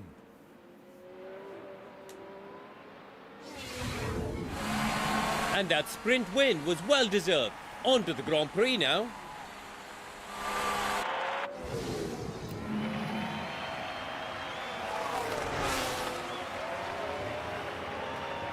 It's not over yet for us. We still have to get 1.0 Alonso behind. home in front of Bottas and just Stroll, get into a ideally, rhythm. home in front of Perez.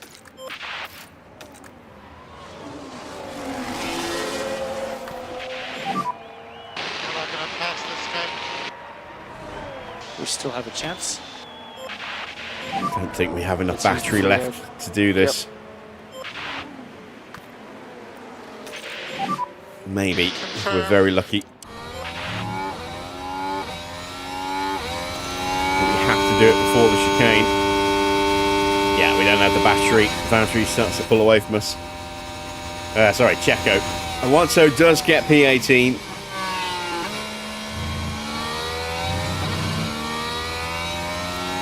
Oh, God, don't tell me we're going to get picked off by Lindblad. Nope, just about keeping behind. And that is the end of the sprint. Unfortunately for Fernando Alonso, there were no points to be had in the sprint for him. It's a P18 finish. And let me assure you, no one wants to find themselves down there.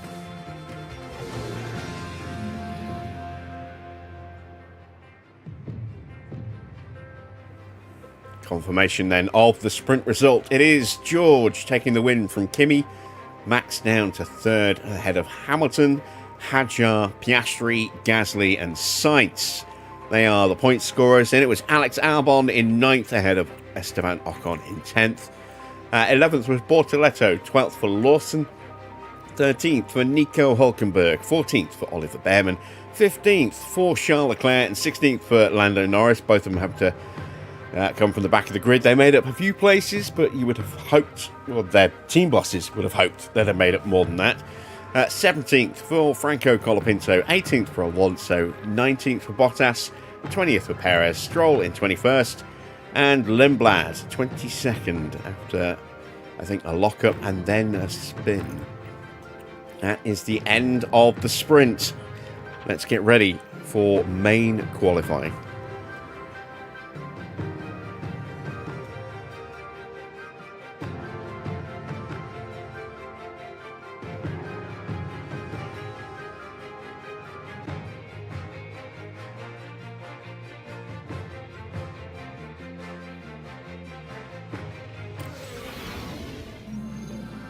Hello and welcome to the much anticipated qualifying session. The circuit Gilles Villeneuve isn't a permanent track, so circuit evolution is high over the Grand Prix weekend. Overtaking is possible, but getting a well-timed lap in qualifying will help any driver. And of course, there's the Williams driver. Karun, how do you think they'll fare today? They were looking pretty sharp in practice and setting good lap times, so they're probably feeling fairly confident now. But a good practice time doesn't always guarantee a strong qualifying outcome. Strap yourselves in. This is Formula One.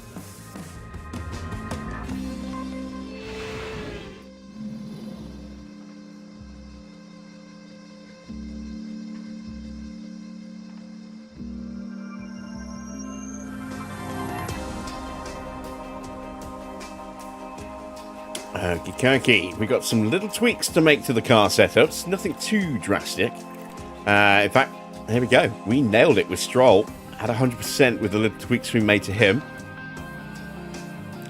So we need to do that. Possibly twice. And then bring that back like that. Might be a bit too much of an overcorrect.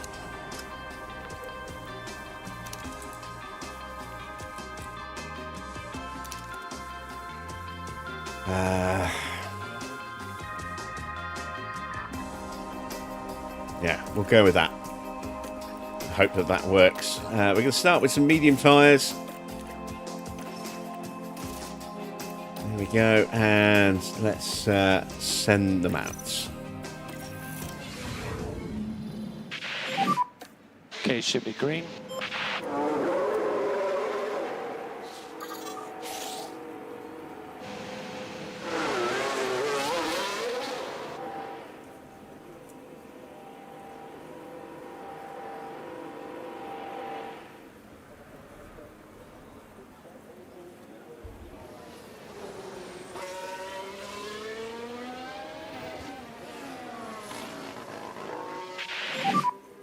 Try to get some brake temp before you start the lap. Okay.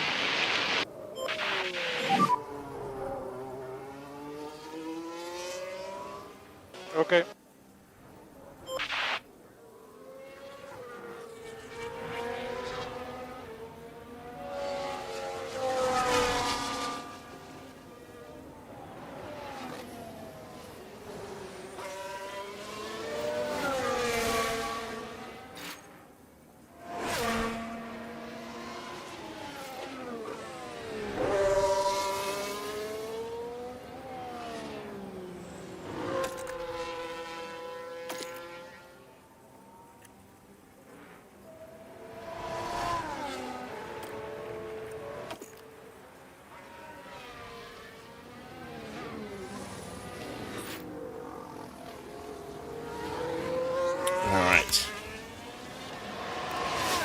Ready to start the first flying attempt of main quali.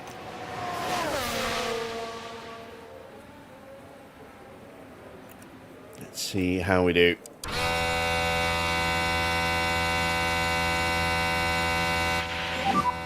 You have nice tire temp now. Clear ahead. Remember, charge off.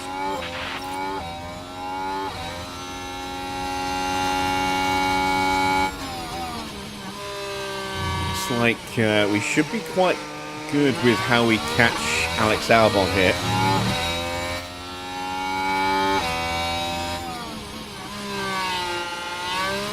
So hopefully no delay.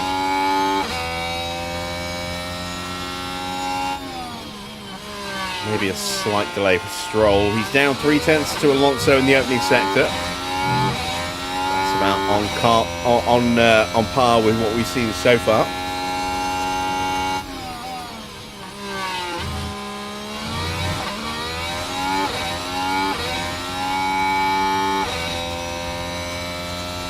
.3.0 for Stroll. We'll see Albon getting out of the way mid-corner. So I think that is a nice little visual example of realistic racing in effect there. A couple of tenths quicker in the middle sector for Alonso. I think we did lose a tenth or so through the hairpin.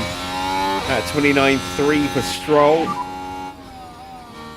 28.8, half a second quicker for Alonso in the final Okay, sector. press in button box now. For a 1 second gap between the two. Here comes Ollie Behrman.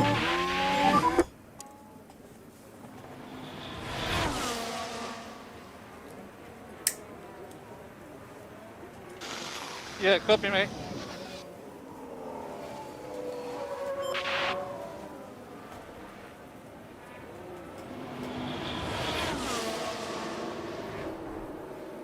And Behrman 1.2 seconds quicker than Fernando.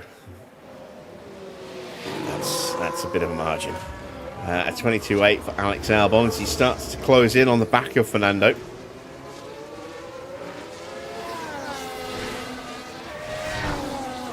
Out of the way quickly and easily there.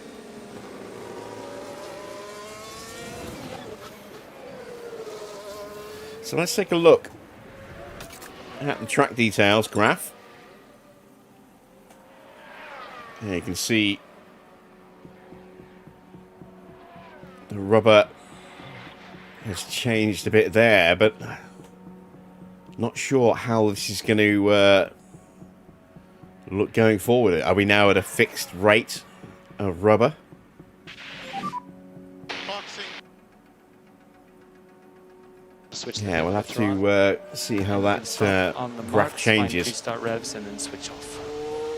Very good first sector for Isaac Hadjar.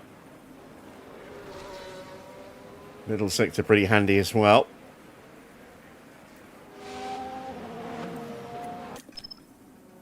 Let's go for another run on the same tyres. Why not?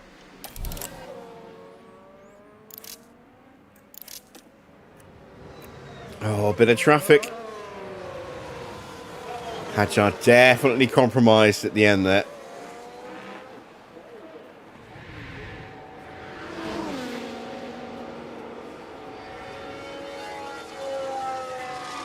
Would have been top by a healthy margin, but definitely lost some time there in the final sector. Let's see.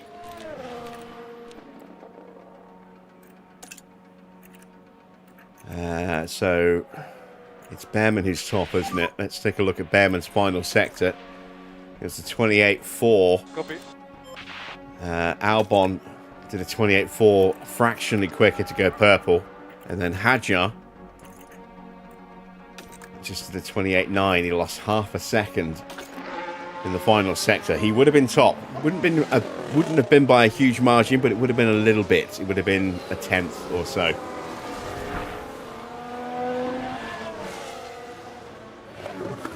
Max now on a flying lap.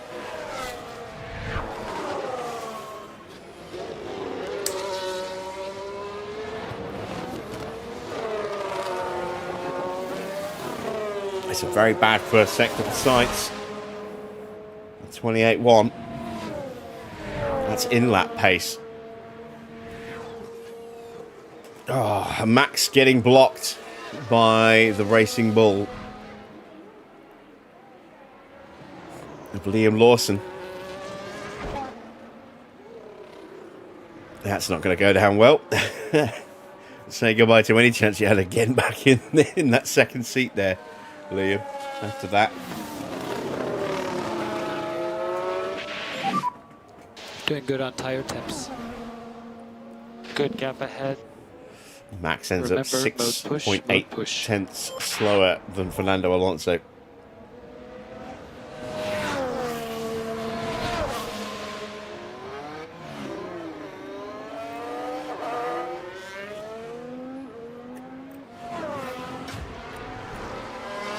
Right, we should see a little bit of an improvement here.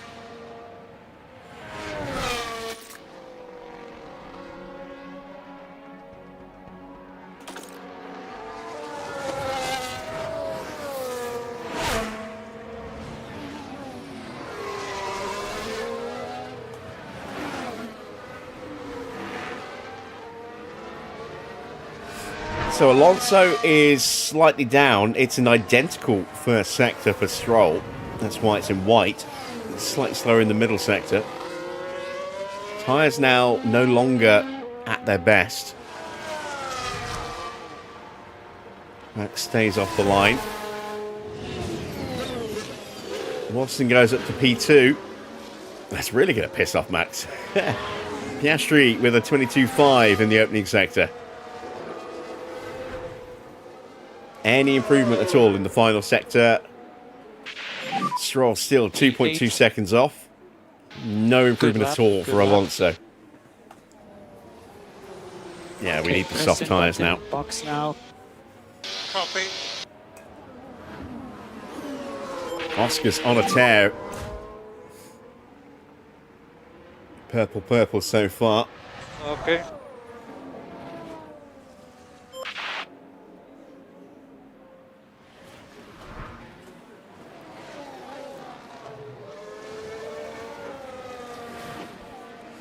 We are 3 tenths up on Perez, which is encouraging.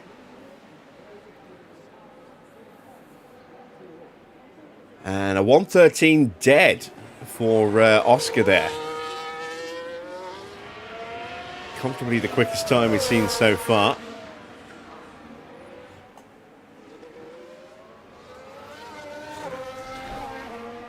As George now starts his flying lap. What pace does he have?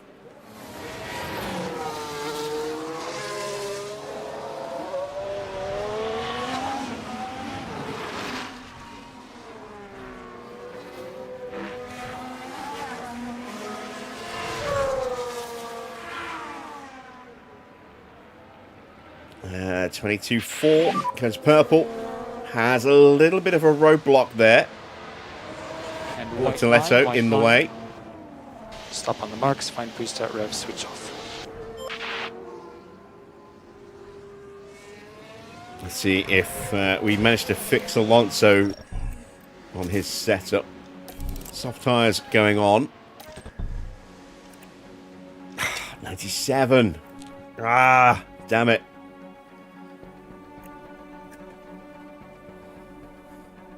We're going to live with 97. I'm not going to start messing around with a setup now. A, it will knock us out of qualifying. Start us from the pits. And B, I can't be bothered to go chasing that final 3%.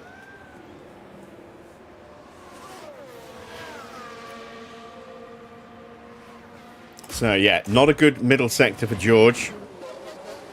So we'll get him up the order a bit. Not quite sure where he'll be, though. Just above Hadjar.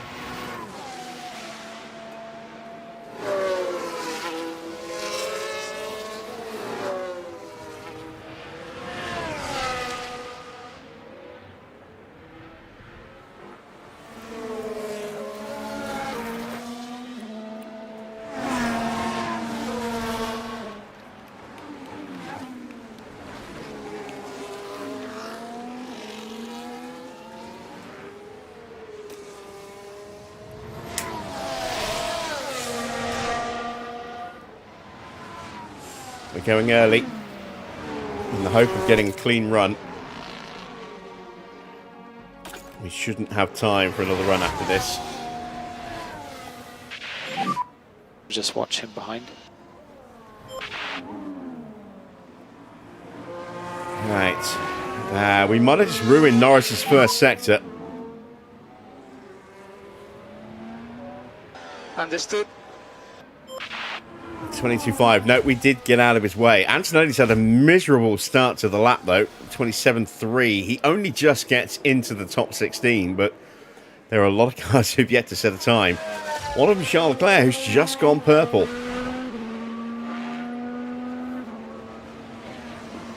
Oh, it's two cars on track, both potentially in a bad spot here for Charles Leclerc.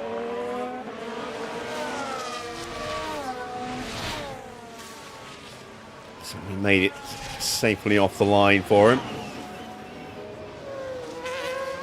All right, what can Norris do?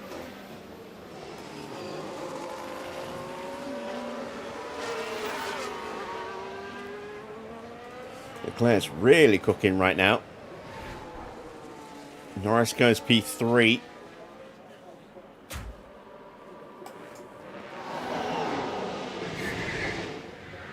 Leclerc crosses the line. Goes top by 2.5 tenths. Not bad. All right. Back to Fernando.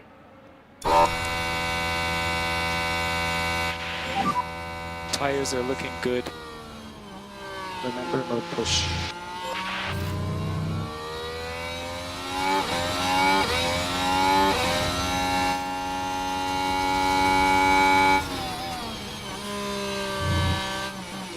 Stay out the way, stay out the way. Thank you.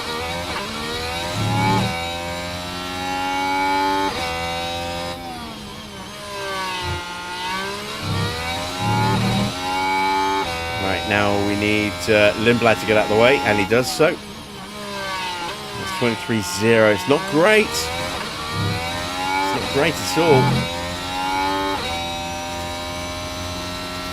Can't see us holding this position.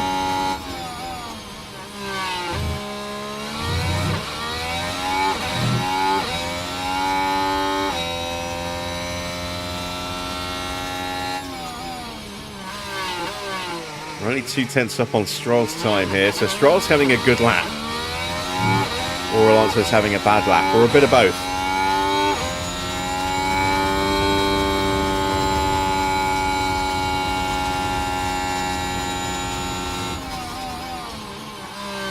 Right, across the line for Stroll.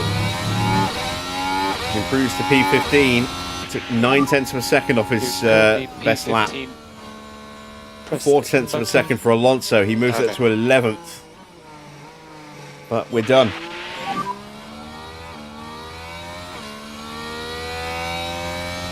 Copy. So, Max in the drop zone.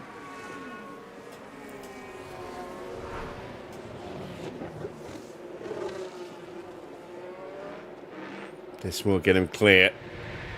Antonelli's had another miserable lap. Or no, that's his in-lap, isn't it? Max up to P4. So Max is safe. Antonelli is in the pits right now. Needs something, or else he is out. Russell should be safe. Hadjar probably safe. Norris, Verstappen, Hamilton, Piastri, Leclerc, they're all safe. Antonelli really up against it.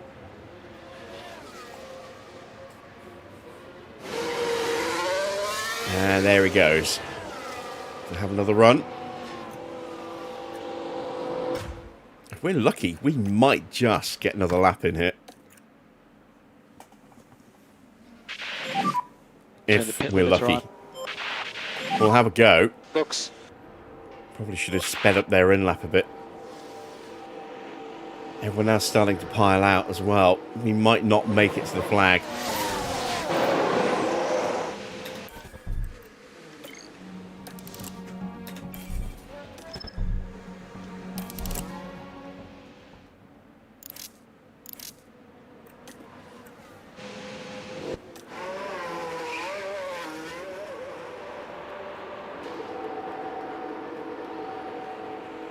Stroll is still snuck out in front of Alonso. My plan was to send him out the other way round.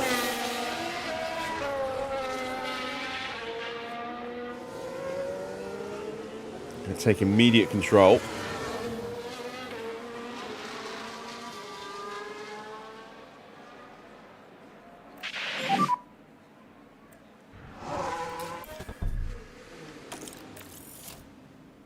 And try and get some brake temp before you start the push. Yeah. See if we can squeeze one more attempt.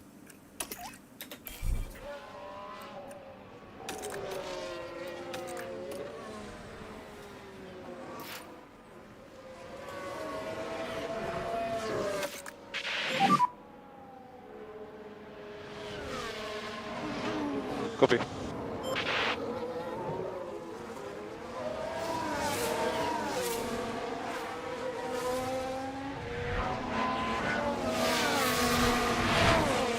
This is going to be so tight on time. I just don't think we're going to make it. Bortoletto is not going to improve. Not after getting held up slightly in the first sector, and now he's tucked up behind Fernando.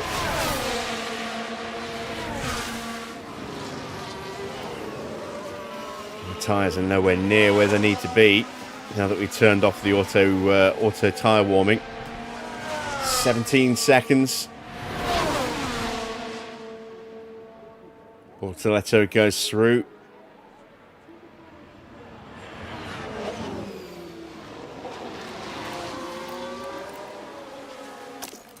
And we didn't make Road it push. Copy. with either car. Alright, let's see what Kimi can do. Can he get out of the zone? He is currently very, very quick in the opening sector. Hulkenberg looking pretty comfortable at the moment as well.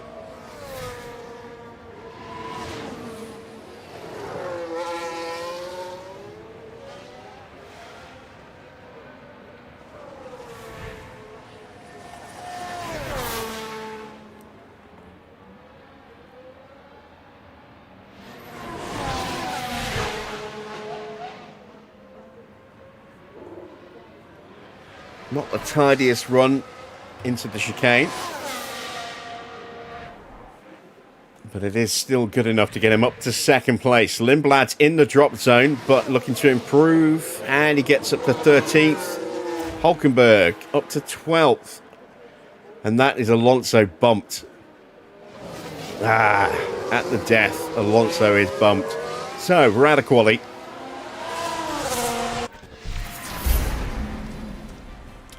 That means I might consider making that change to Alonso. Probably won't. But there we go.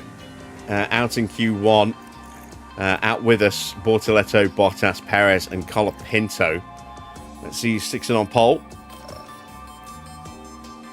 And it's Kimi ahead of George. So an all Mercedes front row, an all Red Bull second row. Hadjar ahead of Verstappen.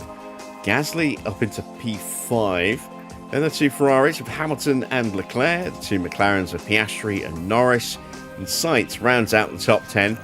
From 11th down, it's Ocon, Lindblad, Lawson, Behrman, Albon, and Hulkenberg. And then obviously we got bumped, so we start in P17 here.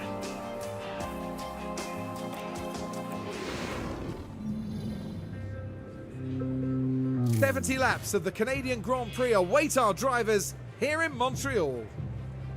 Named after the legendary Canadian driver, the circuit Gilles Villeneuve has been host to plenty of first-time winners.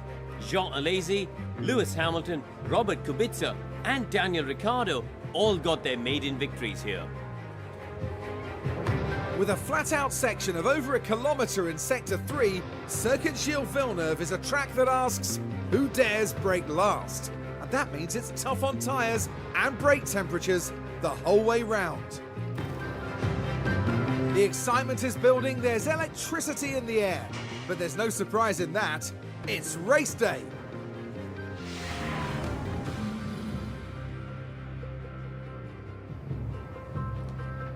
Let's check the results tab and the starting grid page, just in case.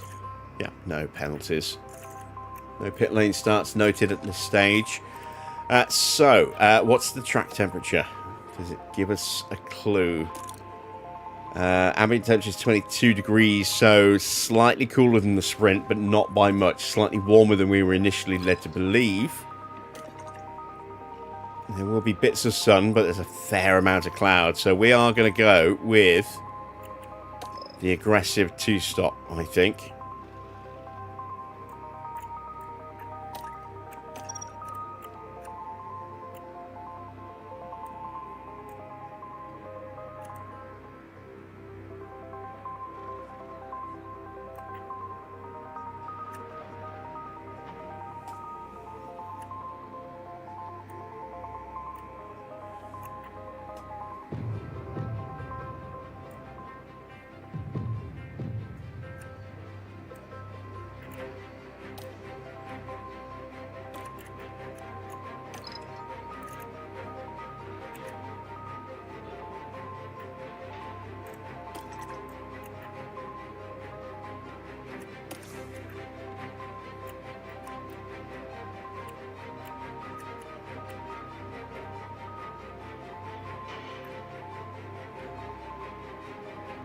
Alright.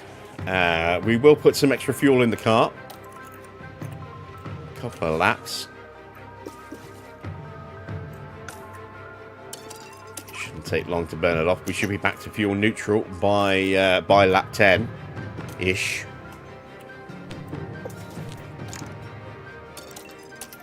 There we go. So we are set and prepped. Going to take a quick break for a couple of minutes so I can go use the bathroom.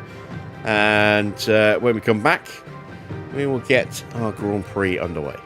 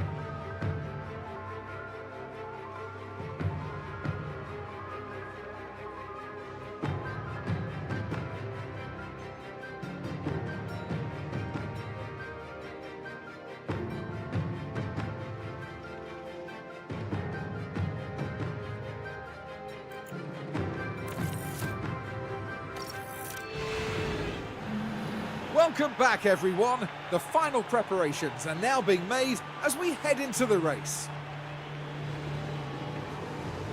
And there's no doubting that Lance Stroll is prepared to put in the hard work.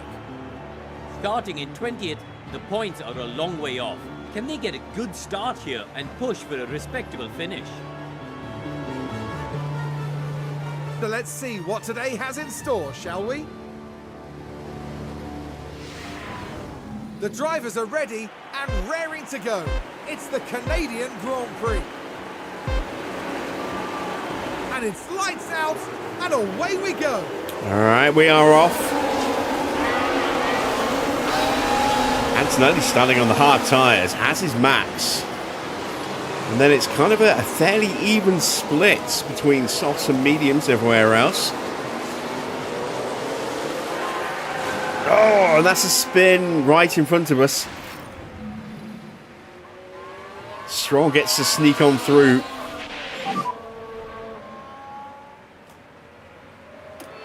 Copy.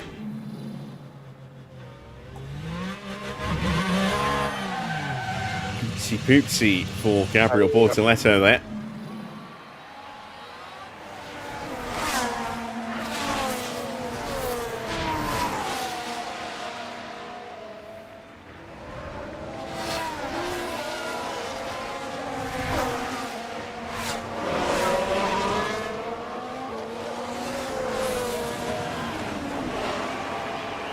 That has created a little bit of a gap already between Albon and Stroll. And with Bortoletto pushing on his softs to close back up to Stroll, it's also creating a gap between him and Alonso. Russell has got that breakaway, having got past Antonelli. Okay, we're out of the DRS. And sets the fastest lap. Hadjar and Max still third and fourth. Gasly, though, up into fifth. No, still in fifth. He started fifth, didn't he? Ahead of the two Ferraris and then the two McLarens. Stroll has caught up to the back of the pack again. Okay. Charge on. And now we'll slap those batteries back into top-up mode. We're at 36 degrees track temperature.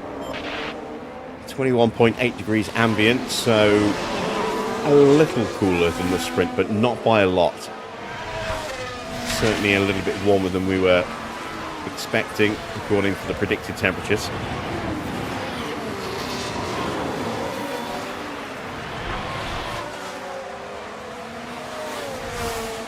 Evening second, evening Lou, good to see you guys.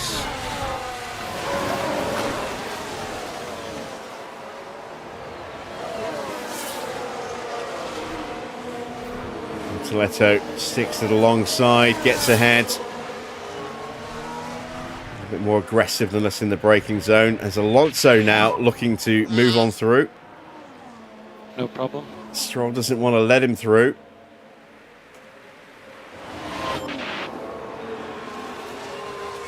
He really should. Very tempted to issue the team orders, but it's Stroll's home race. We'll give him a lap or two. But I don't want to leave it too long.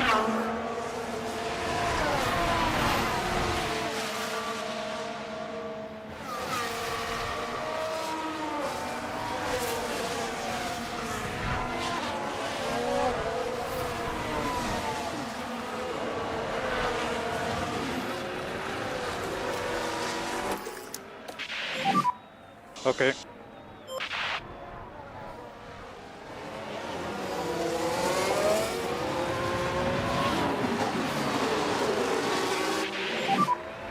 Yeah, I don't know, man. I cannot pass. All right, still lap 4. Russell leads Antonelli by a couple of seconds. Hadjar third has broken away from Max. Max under pressure from Gasly in 5th. Then it's the two Ferraris of Leclerc and Hamilton. Piastri and Norris in 8th and 9th as Leclerc puts the moves to Pierre Gasly. Hasn't completed it yet. Now he does. Up into P5 for Charles Leclerc. Seitz is 10th. Lindblad 11th. Then Behrman, Ocon, Lawson, Hulkenberg, Albon, Portoletto, Stroll ahead of Alonso. Alonso already now Stroll already 4 seconds behind and losing more and more time. We are going to issue the team instruction. Tell him to get out of Alonso's way.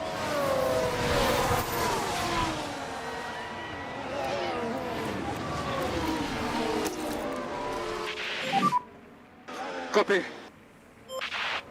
So we're over 5 seconds off the back of Bortoletto now. Let's see if we can close up a bit.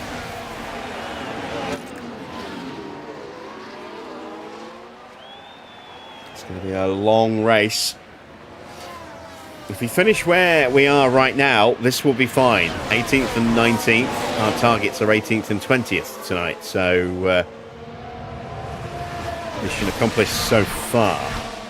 Still a long way to go, though. And even that is acceptable. Bottas getting ahead of Stroll. We'll totally catch them up, okay?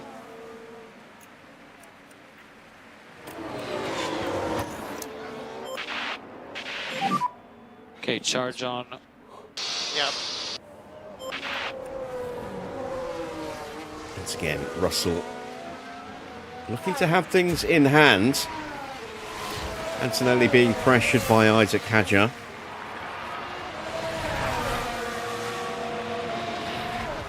And that's just extending that gap.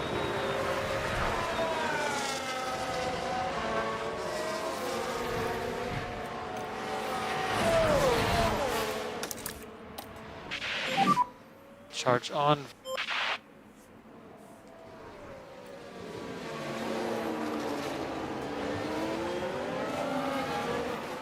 See Leclerc jockeying for position behind Max as well. Hadjar looking to make the move, can't get through. Leclerc able to hold Max off. In fact, no, Leclerc able to get past Max. Not the wrong way round. So, Red Bulls have been split by one of the Ferraris. Hamilton has dropped back behind both of the McLarens. So, a bad moment for Lewis. He must have been caught out somewhere and they both just drafted straight past him.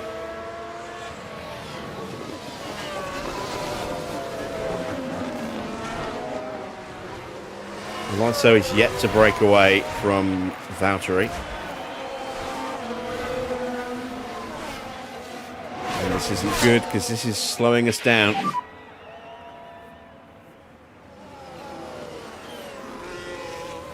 Okay.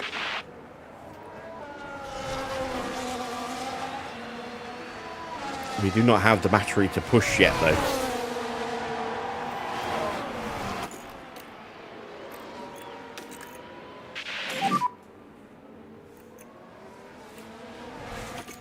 Copy.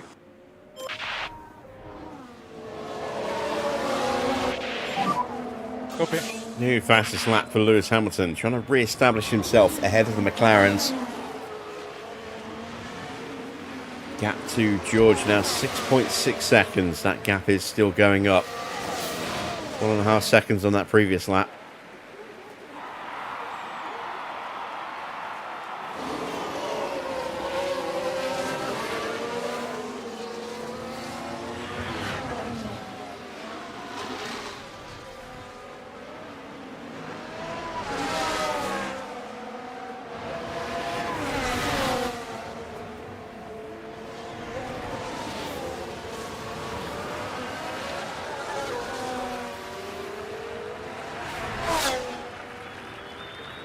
I can already feel my brain starting to shut down. Ugh.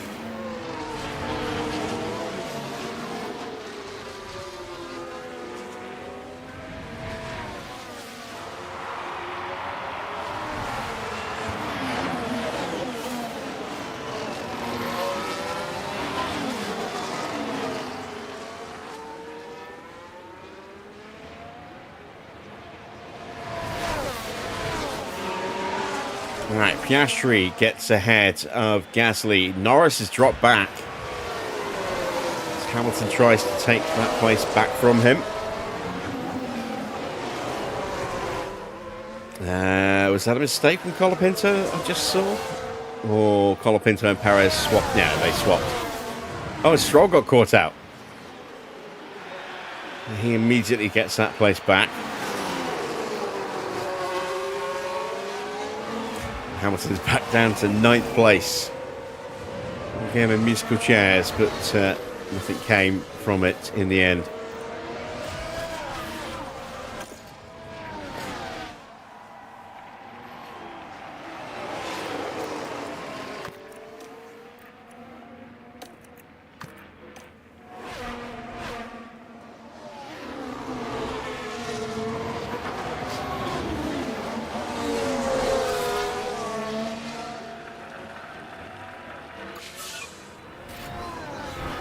New fastest lap for Georgia, 1:15.8.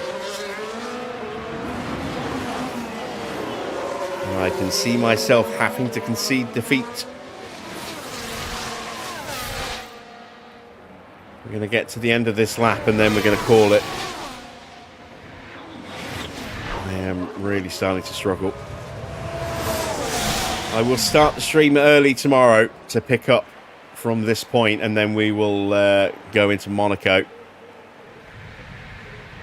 I will probably start at 6:30 rather than just an hour early, because we're going to have most of this race to run, and then Monaco can be a long time consuming race as well. Plus we've got our engine upgrade to do after that. So yeah, let's do that. Let's get to the end of this lap.